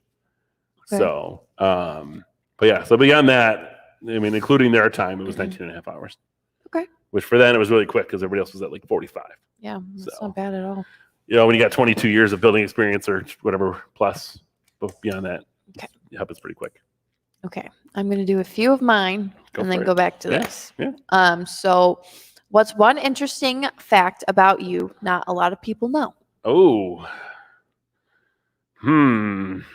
Interesting fact about me. That I can say on here. Let's see. I used to be a skater boy. Let's call it that. Or as everybody else would refer to us as skater boy hood rats. We would rollerblade. We would rollerblade around town everywhere. I mean, literally everywhere. We got in trouble with the cops a few times. Never got arrested or anything, but just got kicked out of certain areas. My wife will remember to it as the bowl cut days, because yes, I was the 90 and had the crazy bowl cut for a while. It wasn't as bad as my best friend's, but it was pretty bad.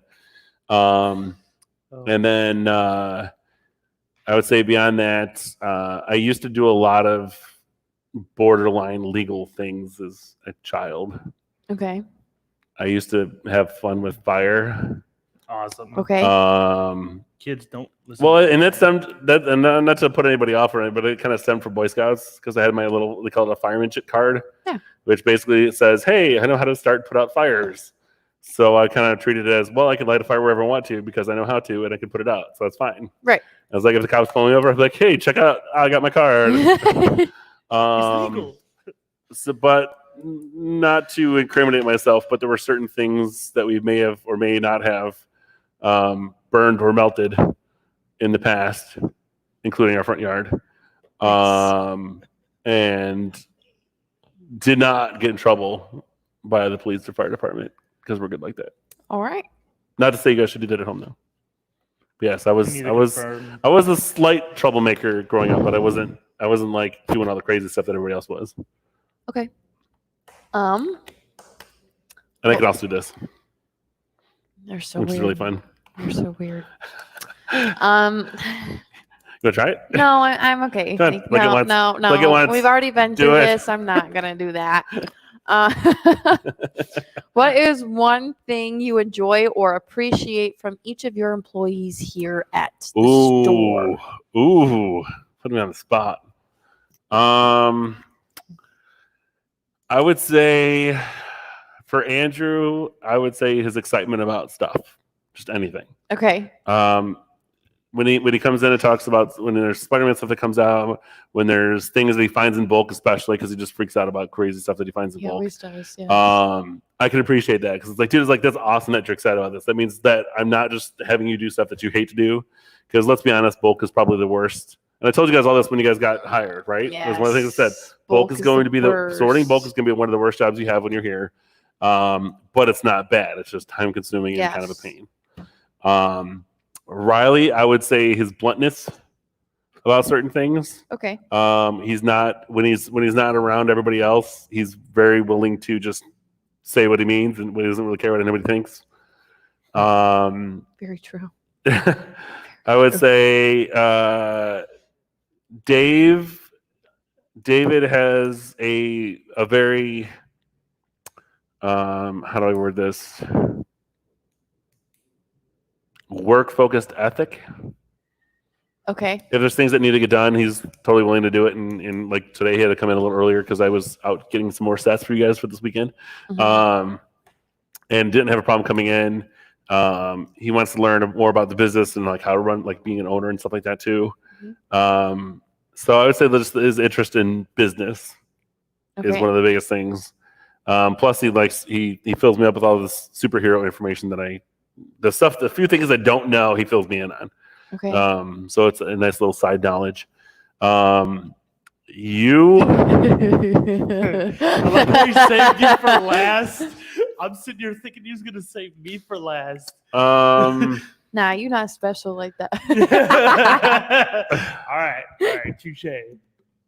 She's also the host, so it's kind of rude to put her towards the beginning. Save the best for last. I got you. It's all good.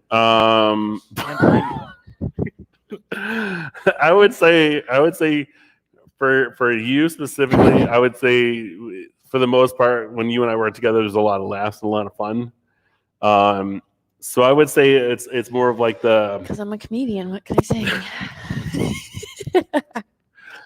I would say almost like I don't want to say like innocent humor, because you guys are all quite a bit younger than me and Dave, of course. I mean, honestly, within a couple of years, I could pretty much be your dad. Andrew's the most. Yeah. For real. Right up. But I would say the humor and stuff that you're just like your personality aspect of things and how you just kind of laugh at life. Yeah. It's kind of life's a joke. Yeah. Oh, I can't. Don't take that the wrong way, folks. Don't do anything crazy. We don't hear about that. No, but you want to know, I was just thinking about this now that you're talking about it. You want to know what my favorite memory was working with you? Okay. Is you went to the bathroom, but you didn't use your bathroom in the office. You used the one out here, and this is around closing time. We have our little wall that comes out. I think I know what you're talking about. And so I was working in the project area because that's where Ryan and I were hanging out, doing work and stuff, and he decided to go to the bathroom. Uh-huh. Well, I hit against the wall, and it's dark outside, so he couldn't see my reflection in the windows either. Mm-hmm. So I wait for him to come out of the bathroom, and I wait for him to walk past me just a little bit, and then I jumped out at him, and I scared him half to death. Yep. It was the one time you really got me. Yes, it was the best thing ever. My goal of scaring you has been accomplished. Because I got you for, I don't know, at least a dozen times before that. Yeah. So you So I had to get him one good time. You had to be back. Yeah. Okay. So yeah. I remember that day. Yep. That was a good time. I had to jump. Yep. I think it was on camera. Yep, I did record it. What is one dream theme that you would like to be made? Honestly, something that I think would be really cool, and I know we kind of talked about Nintendo and stuff earlier, but I think it'd be really awesome to have a Street Fighter theme. That would be old cool. School video game fighter. Yeah. All right. And I wouldn't do Mortal Kombat because Mortal Kombat is very, very, very gory and everything else, but it was a lot of time running game too. But Street Fighter, I could see like if you're into Street Fighter games, whatever. Like the old school, like Street Fighter 2 kind of games where it was like Ken and Ryu and Blanca. Like you can see like a little green, like alien, like monster dude, like lizard dude or whatever. And I think like with them, with like a couple of their backgrounds and stuff would be really cool because you could like play fight with them and like have a little fun. Yeah.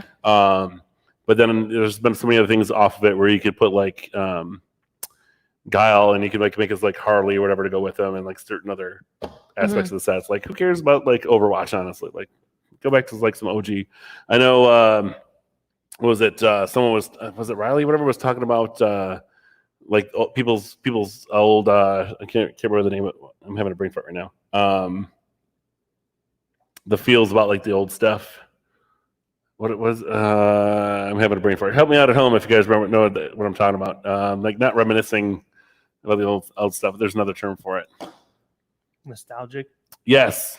Okay. The whole nostalgic feel. Like I Yeah. totally got the nostalgic feel for all the old games and stuff like that. Like I do.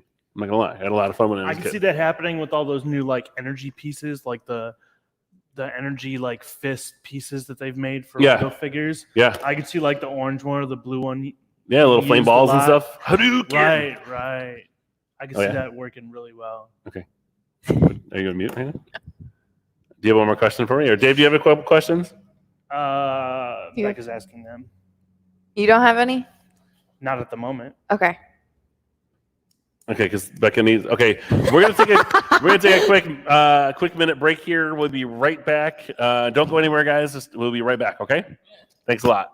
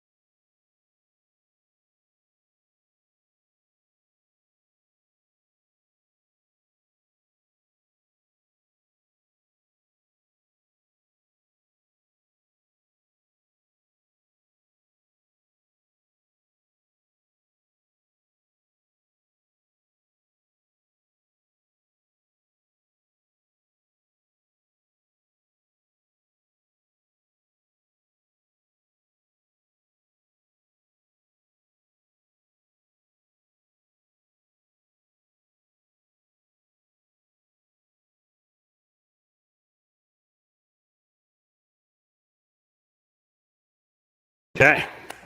All right. Thank you for letting us use the bathroom. Yes. We apologize. But thanks for sticking with us. Okay. All right. So we were talking about, what were we talking about? David had me distracted with the other thing.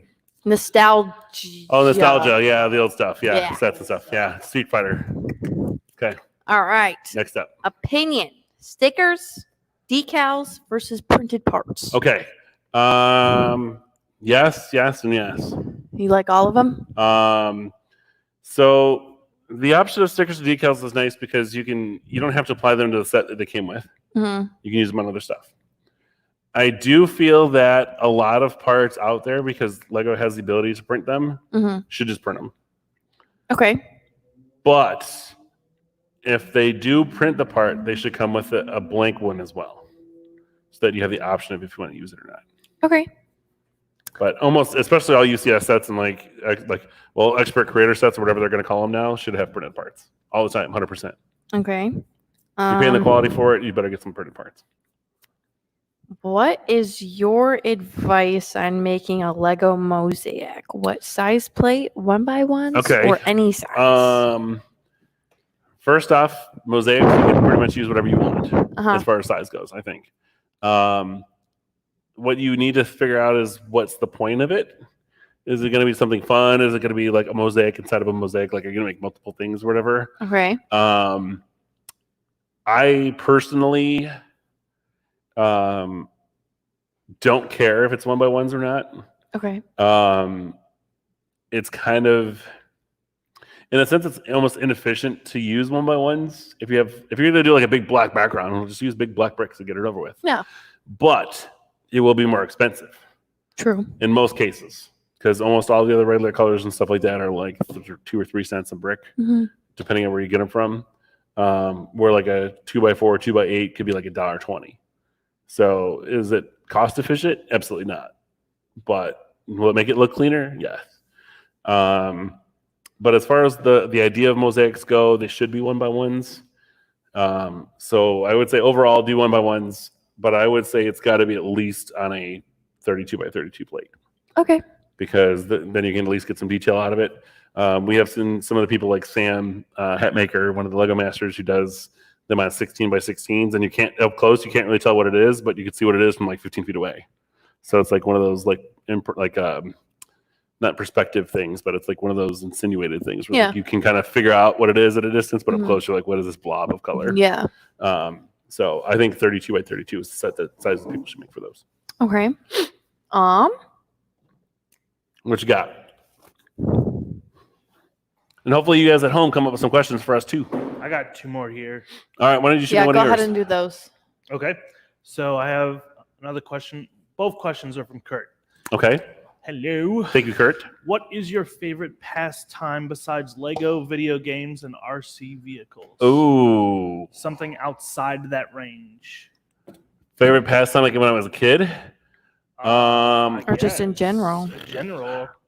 Honestly, I miss playing hide and seek in the dark.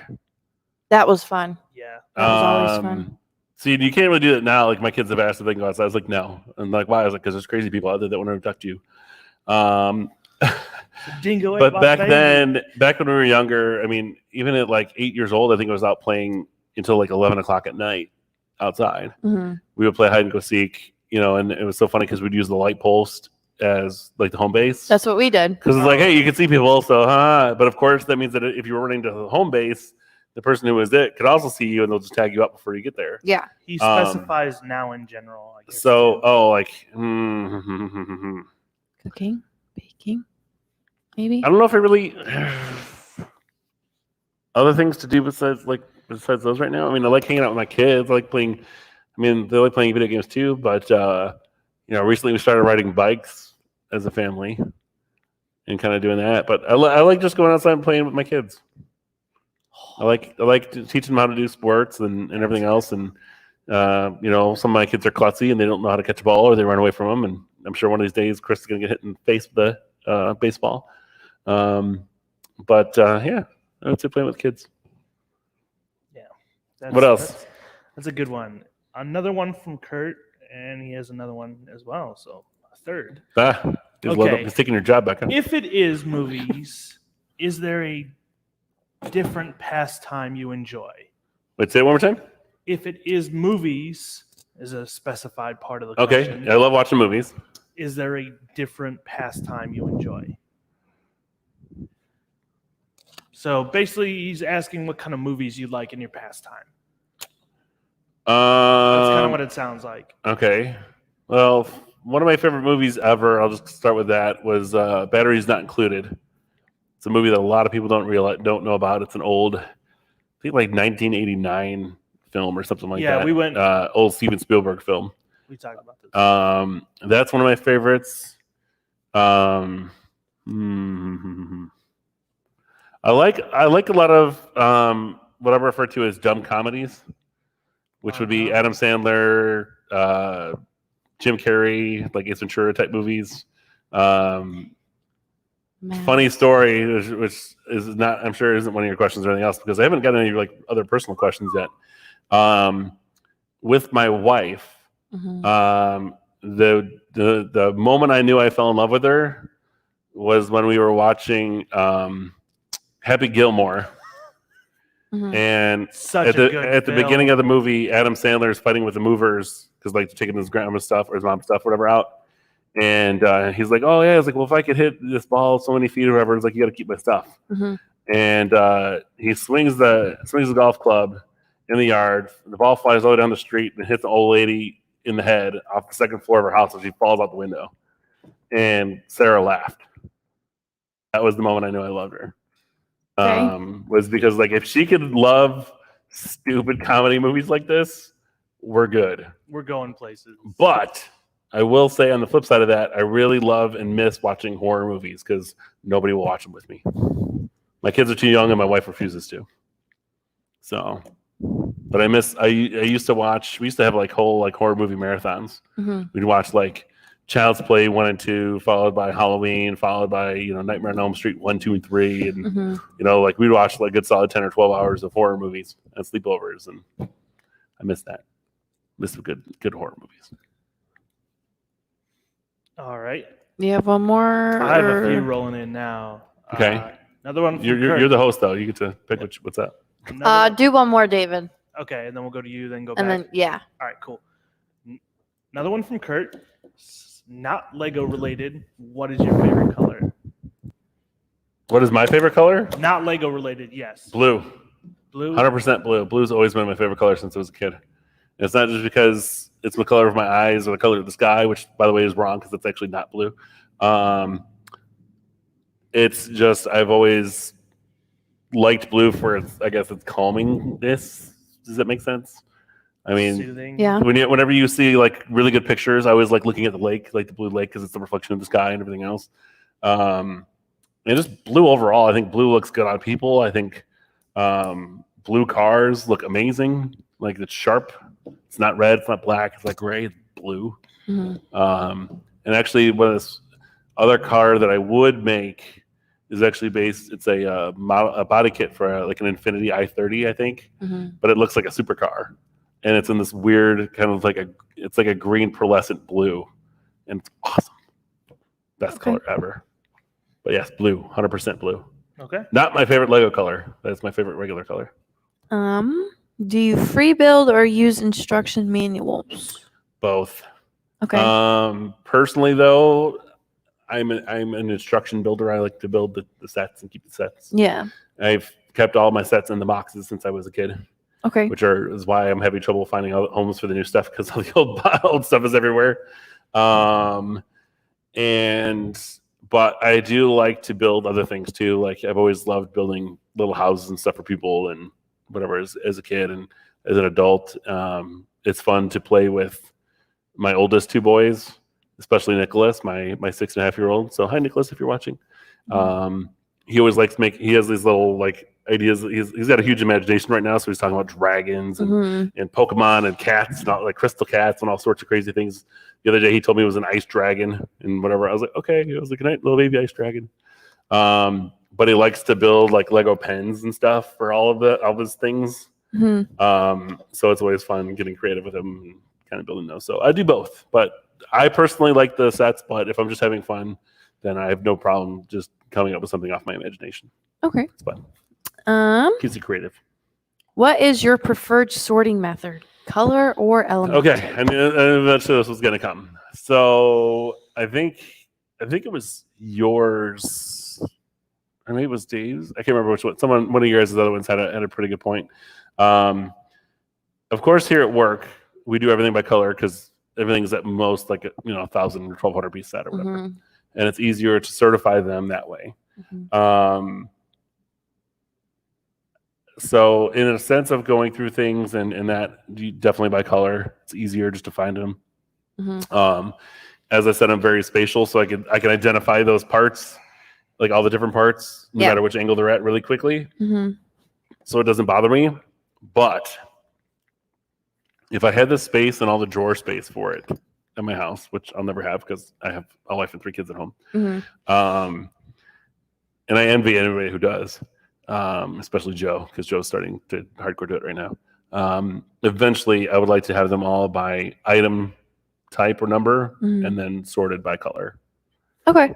So it's like, oh hey, I need a 2x2 brick. Okay, cool. Here's my 94 different colors, and I could just grab one. Yeah, that's kind of what I was. And that's the brick linker way. Okay. So it's easier to find parts. What does Lego do for you as a person? Oh, you can ask me this one now? Yes. This is a hardcore question for me. What does Lego do for me as a person? Yes. So as a kid, it was fun.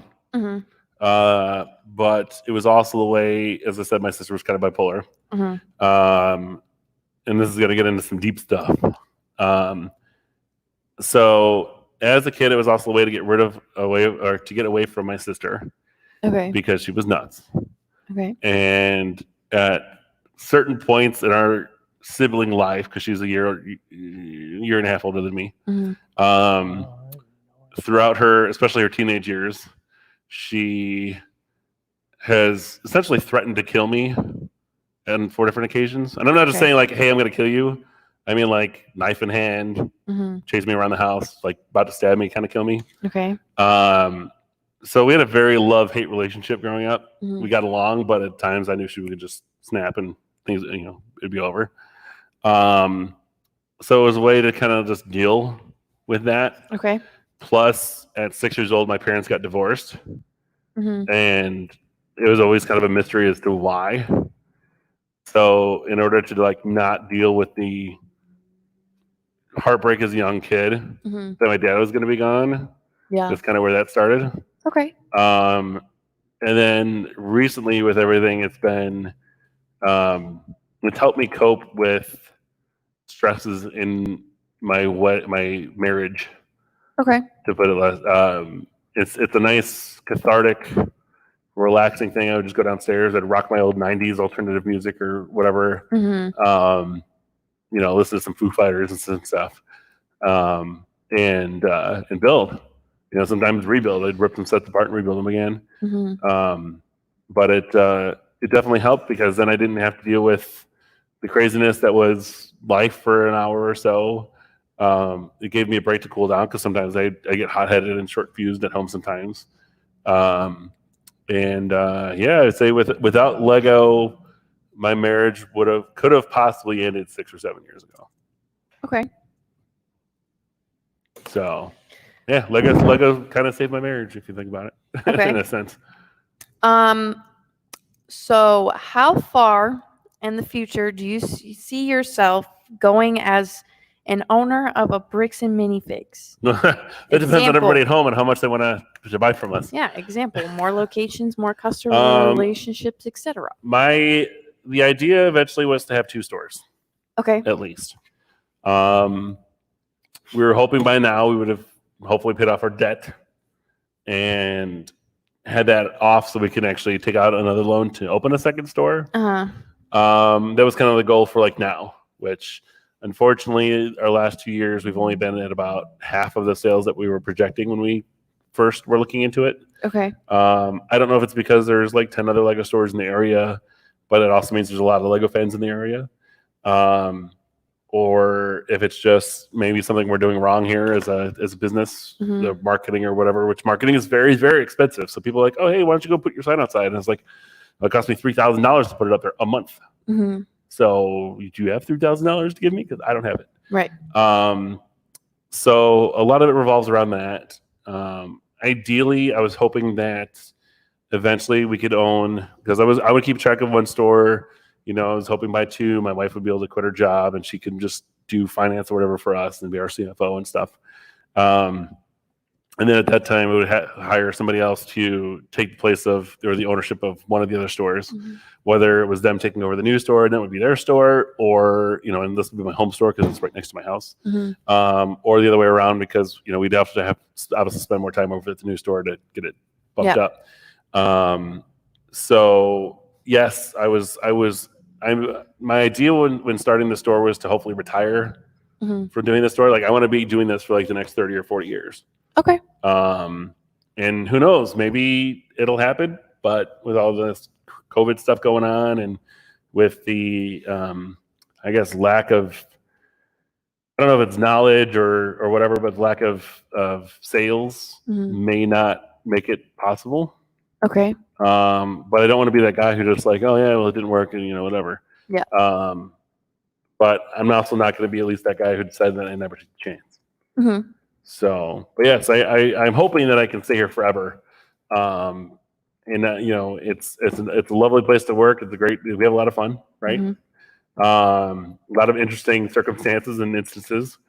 And when you just kind of have more stores in the area, you can kind of feed off each other and have that fun. And especially if they're all owned by the same person, it makes life a little bit easier to everybody kind of get along and maybe have some more corporate outings or go to Six Flags or something together and have some fun that way. So, but yes, I'm hoping this will be my last and only job forever and ever. It's good. But I need to get paid first. That's the struggle right now.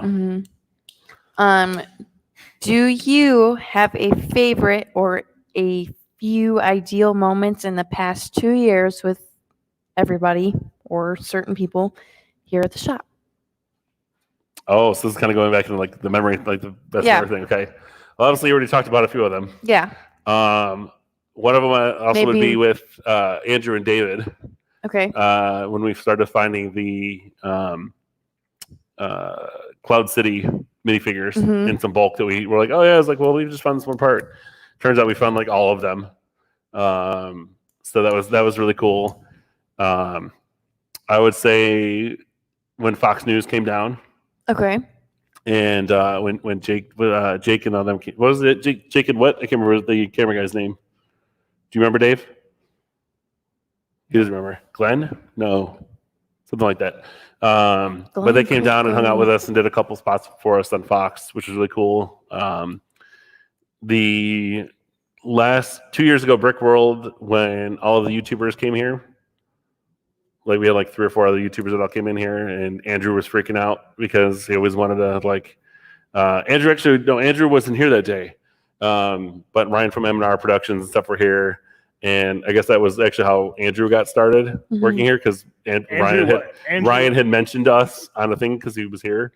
Andrew and Riley weren't here. Yeah, because Andrew was off for that weekend or something. Right, and Riley was still working weekdays. He heard about it and he saw it online, and he was like, "Oh yeah!" And then, but the fact that they were all here hanging out, and we told them like the next day, like, "Hey, you totally missed out." I was like, "What do you mean?" It's like they were all here. And it's like what?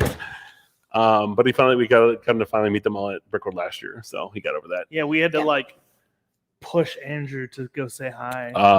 I would also say we did that Wings Over Wheels event last year, or tried to.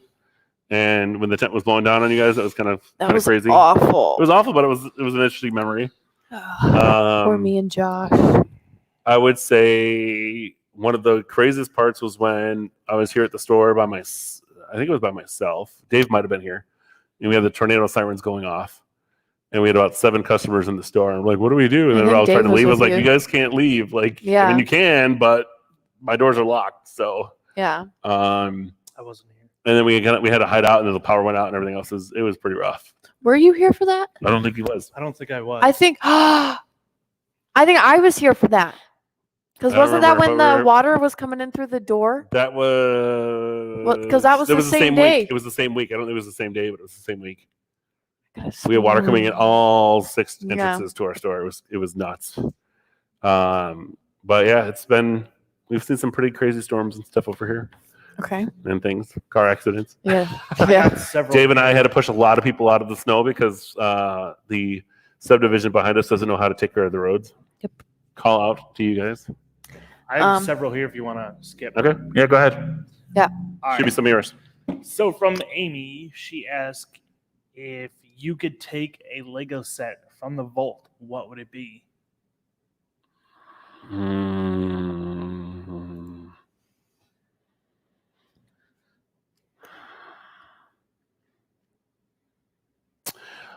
Honestly, I can't remember the name exactly of what it is. It's probably everyone's probably gonna be like, "Oh, you'd probably grab a castle or this or that." I mean, castles were cool, but don't get me wrong. But as a kid, I was always infatuated with like the time travelers. There was a theme about time travelers, and there was a train. I'm trying to remember what it was called. The theme was called, but it was almost like steampunk. It was like a steampunk train, but it went through time. Okay. It was part of the whole like '95 Lego Maniacs thing because we all got little like postcards every set, like, "Hey, join the Lego Maniac Club," blah blah blah. And there was a really good theme for that, but it would be the train from that theme. That would be the one set that I would totally go back and get. Okay. It's gone. It's like super hard to find. All right. What else you got? From your friend Brian, he asked, and he's got several, by the way. Who is this? Your friend Ryan. Lucian? Oh, okay. Is that how you say it? Lucian? Yeah, Brian Lauchin. Yeah. What's up, Brian? Okay. He's my dude. What favorite vacation you've been on? Out of like the 3 that you said you Yeah, the 3 vacations I actually got to go on.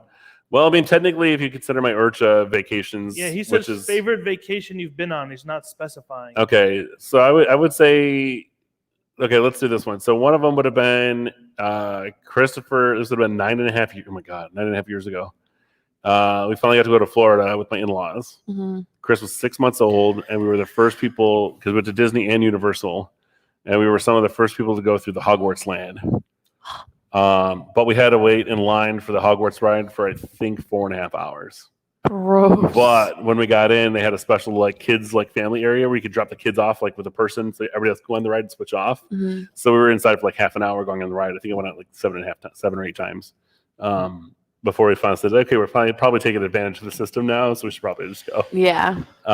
Which we were. Don't mind me. But it was really fun. It was also the first time that we drank. Sorry, kids. But I was an adult. That we drank with the in-laws. Sarah and I ordered a couple drinks and went to the hot tub for the hotel. It was, big group, huge hot tub outside. And then her brothers, she has 2 brothers that came with us with their significant others.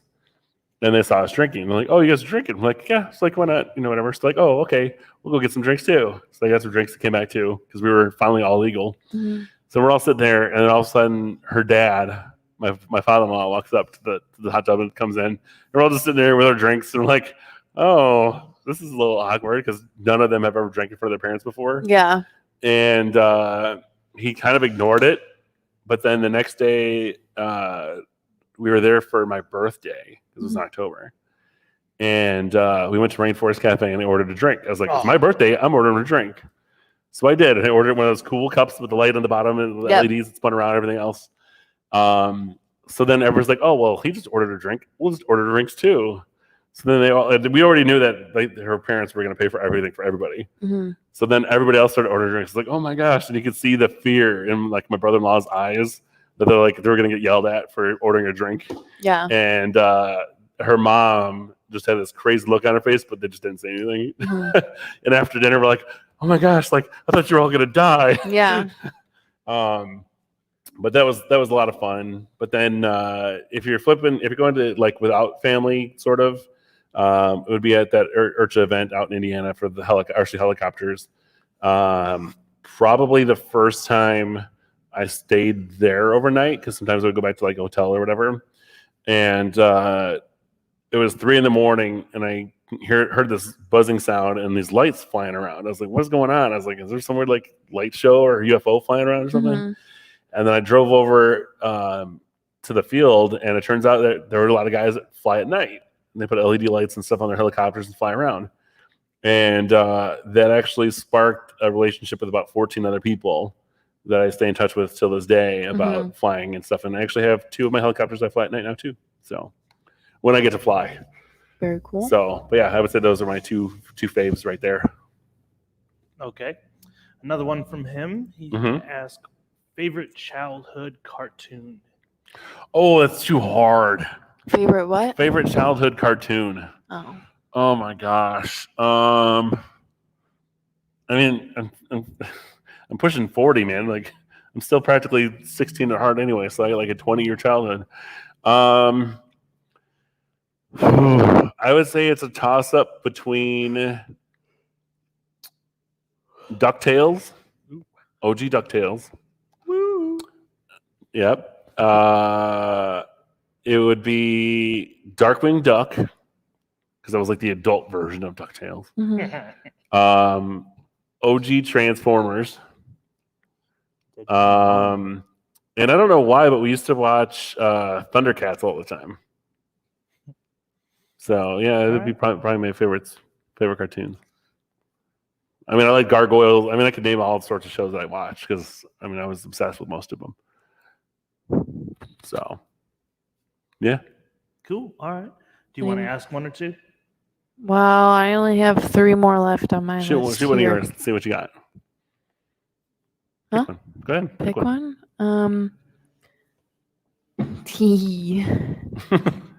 My fellow coworkers helped me a little bit. Okay. So, as a father, what is something in the future you would like your kids to embrace, being that you are a business owner / involved with Lego?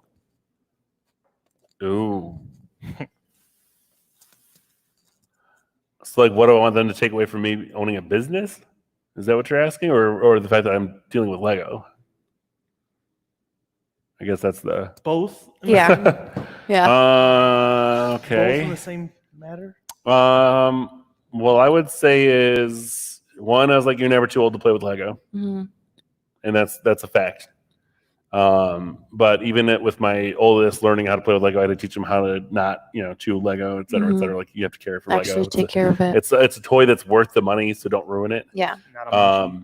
So there's that. Being a business owner, I guess the aspect of it is more so that they realize that they don't have to, they can like follow their dreams and not have to just deal. Because it's not how you want to live life. And there's so many people that are like, oh, I want the money. It's like, honestly, there's a lot more to life than just having money. Yeah. And, I don't have any money. Yeah. I'm super in debt. But I have a lot of fun. Yeah. I've had a lot of fun over the last 3 years. And God forbid if the store tanks and we have to go bankrupt and whatever else to do it, then, hey, let's have 3 years of fun and said I did it. Right. So I at least gave it a try. Yeah.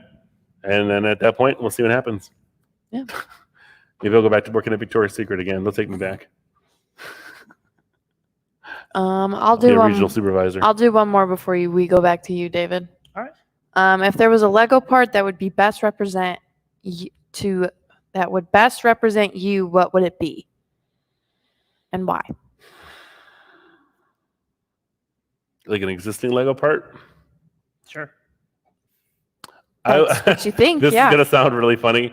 I would say it doesn't really matter what color, but one of the slide pieces, like the Friends, like her slides. Why? Life is fun. Have fun. I mean, honestly, it's like, have you ever gone to a park where there was a slide and not gone down the slide? It's like one of those things you kind of have to do, right? Yeah. So yeah, it's kind of. I would say it's one of those slide pieces, maybe in teal. Teal's a bad color. Sorry, an awesome color. Okay. Go ahead. All the people, David. Give me a vote. Hey. Okay. What you got? First off, AM says Time Cruisers was Time Cruisers. Yes, thank you. Called. Brian says yes, all great cartoons. Brian should know he grew up with me. First Lego set that you own that blew you away. I mean, that blew me away. I mean, or amazed you. Well, I mean, I liked Fort Legoredo because of all of the playability in it. It had a lot of little hidden gems, and it actually made barricades for all the doors so you could block the bad guys and stuff out. So I was like, it's really a well thought out set. The other one was it was a base for the Aquanauts. I can't remember what it's called. It's at my house. But it was one of the first sets that actually incorporated a conveyor belt and some of that with it. Yeah, I mean, I don't know if I would say it blew me away. I don't know if I've personally, I don't know if I've really been blown away by an actual set yet. Okay. I mean, the haunted house might do it once I see it and see it working. There's a lot of Easter eggs in this set. Yeah, but I mean, I guess some of the ideas behind the Lego sets have probably blown me away more than the Lego set itself. Like we found out some spooky things about like the friend set. Sometimes there's dates in there of like when people died, and other times there's like little initials or nods to like designers and stuff. Like it's all the little details I think is cool, but the general person is never going to know those. So it's like all those like insider secrets you get to find out. Yeah. So I mean, it'd be a lot cooler if I had an in of people that would say, "Hey, by the way, check out all these little Easter egg things in here. This is what they mean." Right. Because then the set would mean more to those people than just oh yeah, it's a little set with some initials and stuff on there. Yeah. So I don't know. Yeah, I don't know if I've ever been blown away by a set, but I'd say Fort Legoredo is probably still one of the top ones that I like to play. Do you want me to continue or? Yeah, go ahead. I only have one more over here. Just one? Can't come up with any more? Brian asked another one. Any memorable Nerf gun fights, or have you had any amazing paintball experiences? Oh, both. Let's go paintball first because that's more specific. My brother-in-law Josh had a bachelor party in which all the guys went to go play paintball down in Joliet, and we took some good hits. I mean, we got smacked quite a bit. I think I took at least 8 rounds to the face shield. But it was after it was over that was the funniest. Well, I guess during it, I was wearing my wedding ring, and we were in I think it was called the Armageddon map at the time. It was a bunch of like rundown houses and stuff. And I was inside, and this other guy that we didn't know, he's part of this like trio of older, experienced guys that had like one of the guys actually brought an automatic onto the field, which isn't allowed either. But he shot me right in my wedding ring. Ouch. And not only did it swell up to like the size of I don't even know, like a baby orange or whatever it is, a cutie, is that what they call them? But it cut my skin open. So the white paint was turning pink. I was like, oh, it's just pink paint. I was like, no, it was all my blood coming out. But then it was hard because my finger was getting choked off by my ring. By your ring. So then we had to rush to the bathroom, get all the blood and paint off, and then of course we had to use a bunch of soap, lube up my finger to try to get my ring off. Luckily we did, because then my finger swelled about 3 times the size. But it wasn't that was the funniest part. The funnest part was at the end. We left and we were going to go to a steakhouse. We're going to go to Al's Steakhouse afterwards. I'm sure you probably heard of it over in Joliet. And so we had to change the nicer clothes because we were all in t-shirts and whatever else, and it was all just whatever. So Sarah's dad decided to change his shirt in the parking lot. Okay. And all we saw was his back, right? Takes his shirt off. He had to have had 57 welts on his back. Like Ouch. Big welts. Like you would swear he was like allergic to bees and got attacked. Oh boy. And it was bad. And all of us just looked and was like, oh, it's gonna hurt when he sits down in the car. So there's that. Memorable Nerf gun fights. We actually used to have Nerf gun battles in college when at Illinois Wesleyan. My wife was in charge of the building, and we had I think she had 9. It was the 9 or 10 RAs that worked for her. And I was working at Panera Bread at the time. So what I did is I came back with 2 or 3 dozen Baker's dozens of bagels. And then we went up to one of the lobbies that connected the 2 buildings together, kicked over all the tables, and had a big, just giant, not just a huge giant Nerf gun war in the lobby upstairs. Yes. And everybody thought we were crazy. But then some guys broke the windows out the next day and got everybody in trouble. But yeah, Nerf guns were awesome. Yeah. Okay. I have about 29 in my house right now. Come at me. Bring it. Get my crossbows. My crossbow's hiding in my closet, and I got a 6-shooter next to my bed. Anytime the boys come in the room. Yes. It is. They know. Actually, one of them tried to steal my gun the other day and took the I had a brain fart right now. But took the back end of the gun off so I couldn't rest it on my shoulder anymore for aim. Okay. I got 2 more from Brian. Okay. Let me see. What do you guys... Oh, wait. This is from AM. My bad. What do you guys do for Lego conventions when they're in town? Well, it depends. There's one big Lego convention here. It's called Brick World Chicago. What we've done in the past is usually we do a display of it there with a lot of our customers that get to show off some stuff. Dave and I volunteer for the Battle Lego Bots competition on Sunday. That happens every time, which is awesome.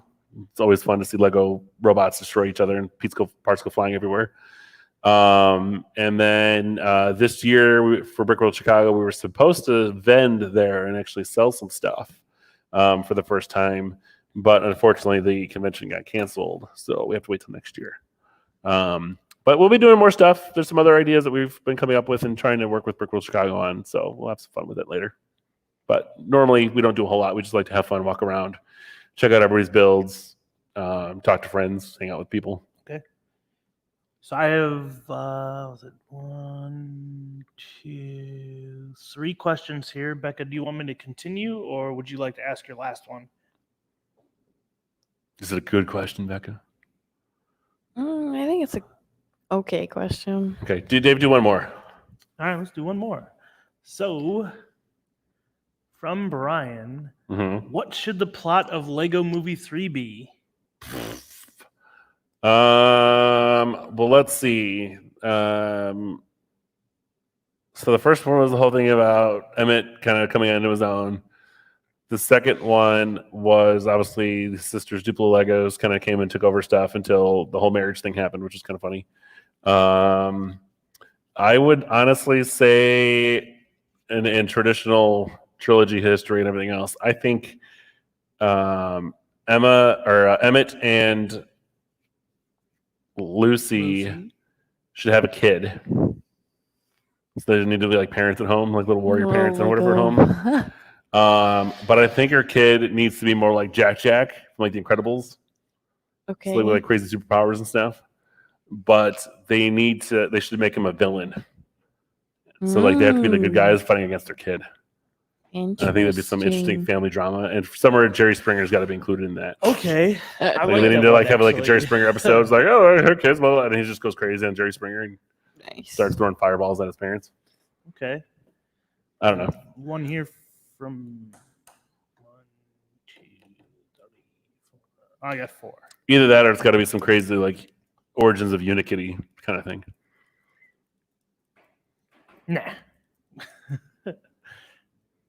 Okay. What you got, Becca? During these times with COVID-19, Coronavirus. what are some things you have learned as a self-business owner? Pros and cons if you want to explore. Oh. Well, I mean, there really isn't any pros. It sucks. The whole situation sucks. Mm-hmm. I mean, we get to experiment more, and it's pushing our boundaries of what we can do. Hence, why we have our e-store right now. Mm-hmm. And it kind of forces us to be outside of our comfort bubbles, if you want to call it that. But at the same time, I mean, with cons, I mean, nobody gets to come in here. We're not considered an essential business, even though we bring joy to everybody. Through Lego and through our personalities and just socializing.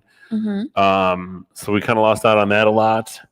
But then a lot of local businesses, especially those of us who, essentially don't take money from the business or don't get paid rather, and have to, rely on the business to kind of sustain itself. There's no money for us. With all the funding and everything else going on, there's money for unemployment, which is great. There's money for independent workers and contractors on 1099s. But what is there out there for all the business owners that are doing it right and not taking money from the business? Yeah. And don't see a dime. So it's going to be a huge struggle for me and my family personally, because there's no income at all coming in whatsoever, and the stuff that is essentially paying for us half of the rent. Let's just call it that, because of course then you got taxes and stuff to pay for everything. So, but yeah, I would say very little pros, but we've gotten really good at streaming now, and equipment's been changing around, and all of us have been kind of experimenting more with kind of being hosts and whatever on different shows and having fun with that. So yeah, I mean, that's been a pro. I think it's good that we've been experimenting with things, and we got the survey put out so we can see what everybody wants to do, which, by the way, if you guys haven't done the survey yet, do the survey on our Facebook page. We look forward to hearing from everybody about that so we can know what you guys want to see. Yeah. So, but yeah, I would say very little cons, but there are some pros to it. And I still get to see some of my team, even though it's not at work, like not working. It was a TikTok move. Yeah. What you got, Dave? All right, so I have one from Amy and then 3 from Brian. Okay. First one, if you were a character in a Lego video game, what would your attribute be? That's a good question. You want me to start naming attributes? Nope. In any video game? In a Lego video game. Mind control. All right. I want to be one of those people that can tell other people, like telekinetic kind of thing, and just like, hey, do this. So you want other people doing the work for you? Sure. All right. We can make that happen. First one from Brian. Well, I guess 7th one from Brian here. Have you made any weapons or guns out of Lego? Of course. Who hasn't? Honestly. Swords. I don't think I've ever made it really. Oh no! As a kid, I probably made a really, really rudimentary gun. Like maybe like a 10 by or 2 by 10 brick and a couple of 2 by 2s or whatever, just to like, hey, pa pa pa, and that was it.